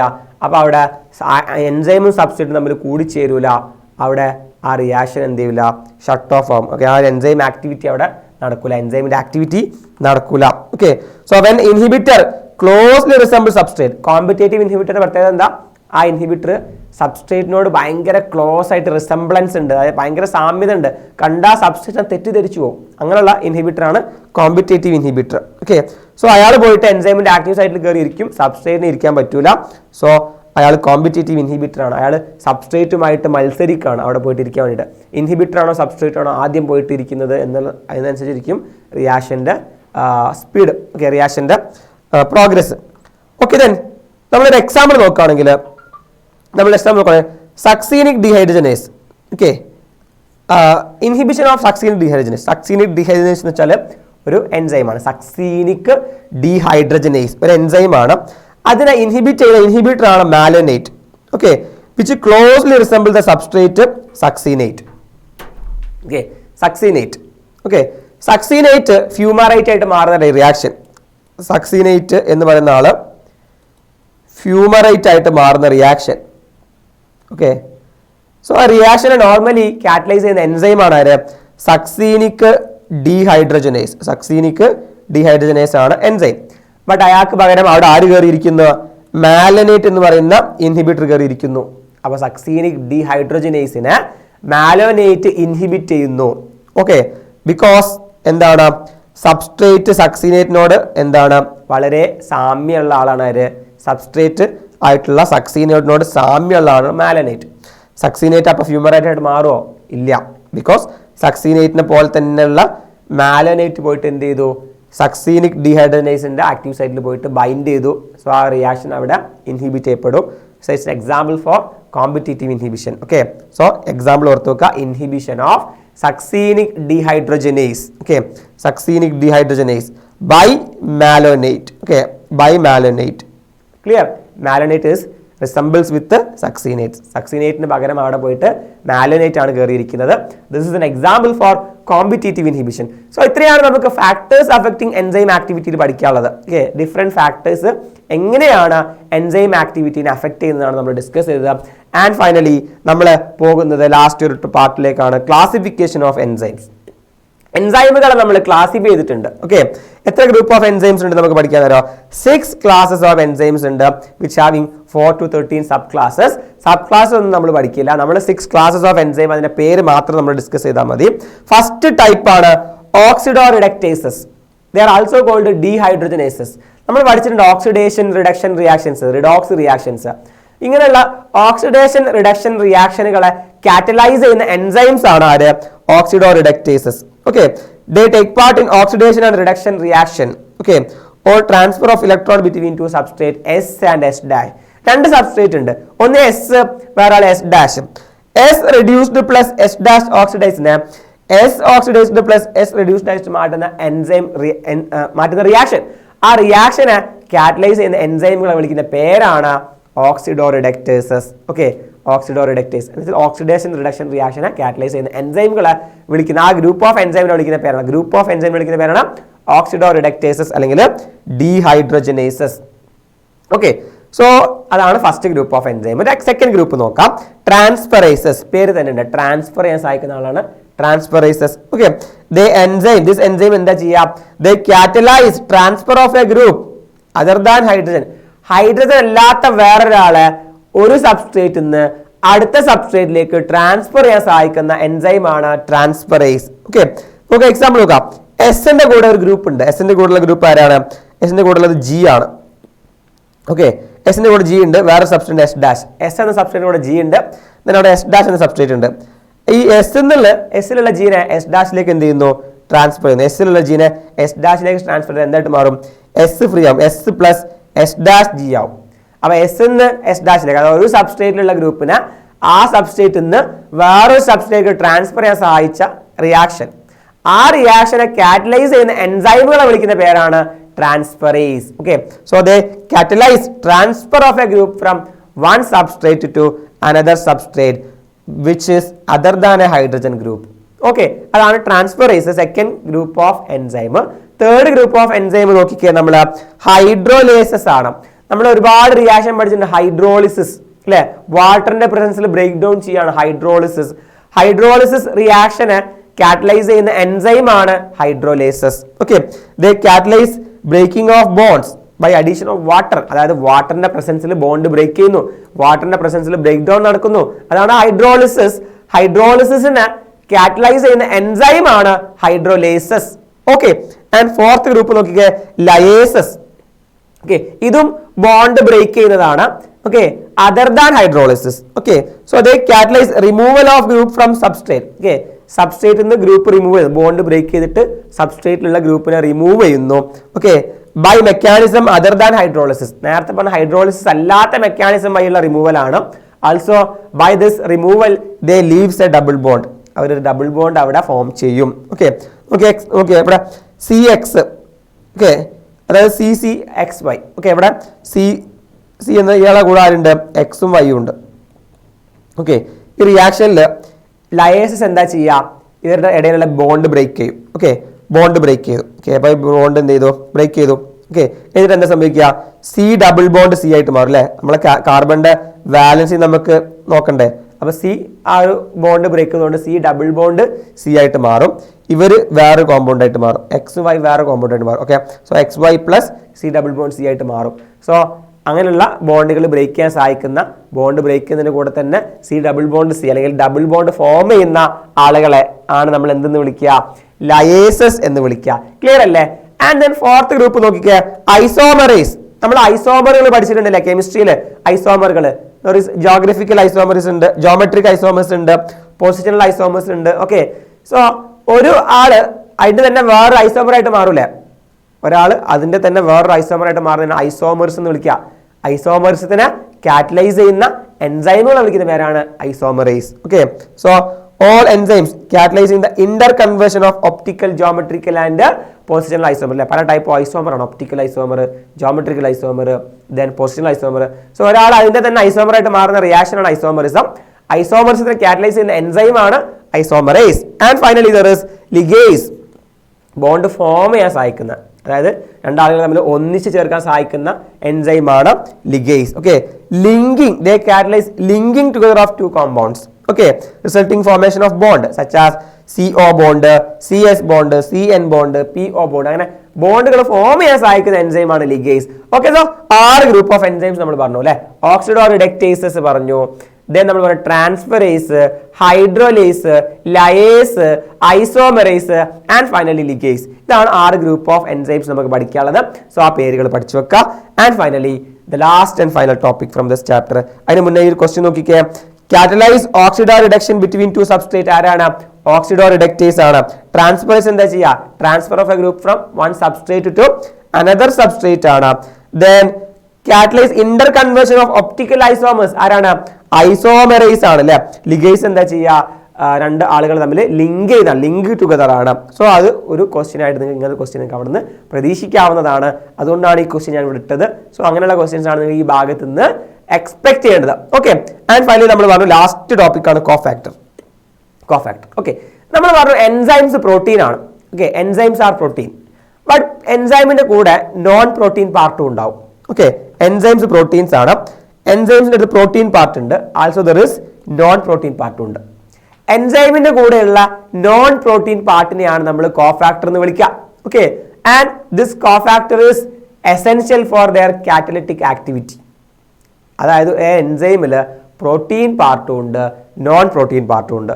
പ്രോട്ടീൻ പാർട്ടിന് നമ്മൾ അപ്പോ എൻസൈം എന്ന് വിളിക്കുക. What is an apo enzyme? Protein part of an enzyme is called apo enzyme. Non protein part is called cofactor. Okay, അപ്പൊ എന്താ കോഫാക്ടർ? ഒരു എൻസൈമിൽ പ്രോട്ടീൻ പാർട്ടും ഉണ്ട്, നോൺ പ്രോട്ടീൻ പാർട്ടും ഉണ്ട്. പ്രോട്ടീൻ പാർട്ടിനെ വിളിക്കുന്ന പേര് അപ്പോ എൻസൈം എന്നും നോൺ പ്രോട്ടീൻ പാർട്ടിനെ വിളിക്കുന്ന പേര് കോഫാക്ടർ എന്നാണ്.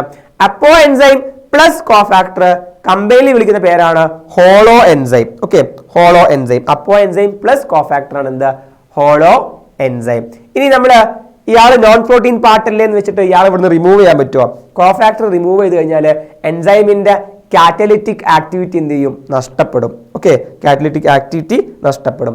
കോഫാക്ടേഴ്സ് 3 ടൈപ്പ് ഉണ്ട്, അതാണ് നമുക്ക് പഠിക്കാനുള്ളത്. കോഫാക്ടേഴ്സ് 3 ടൈപ്പ് ഉണ്ട്. ഏതൊക്കെയാണെന്നോ? Prosthetic group, co enzyme, metal ion. Prosthetic group, co enzyme, metal ion. So first one is prosthetic group. Prosthetic ഗ്രൂപ്പിന്റെ പ്രത്യേകത ഓർഗാനിക് കോമ്പൗണ്ട് ആണ്. They are tightly bound with apo enzyme. അപ്പോ എൻസൈം പ്രോട്ടീൻ പാർട്ടാണ് അല്ലെ. So ഈ cofactor അപ്പോ എൻസൈമുമായിട്ട് tightly bound ആയിട്ടുള്ള ഓർഗാനിക് കോമ്പൗണ്ട് ആണ്. എക്സാമ്പിൾ ആണ് ഹീം. ഓക്കെ, എക്സാമ്പിൾ ആണ് haem.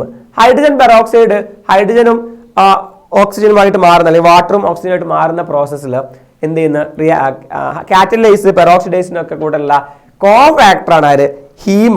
Which is an example for prosthetic group.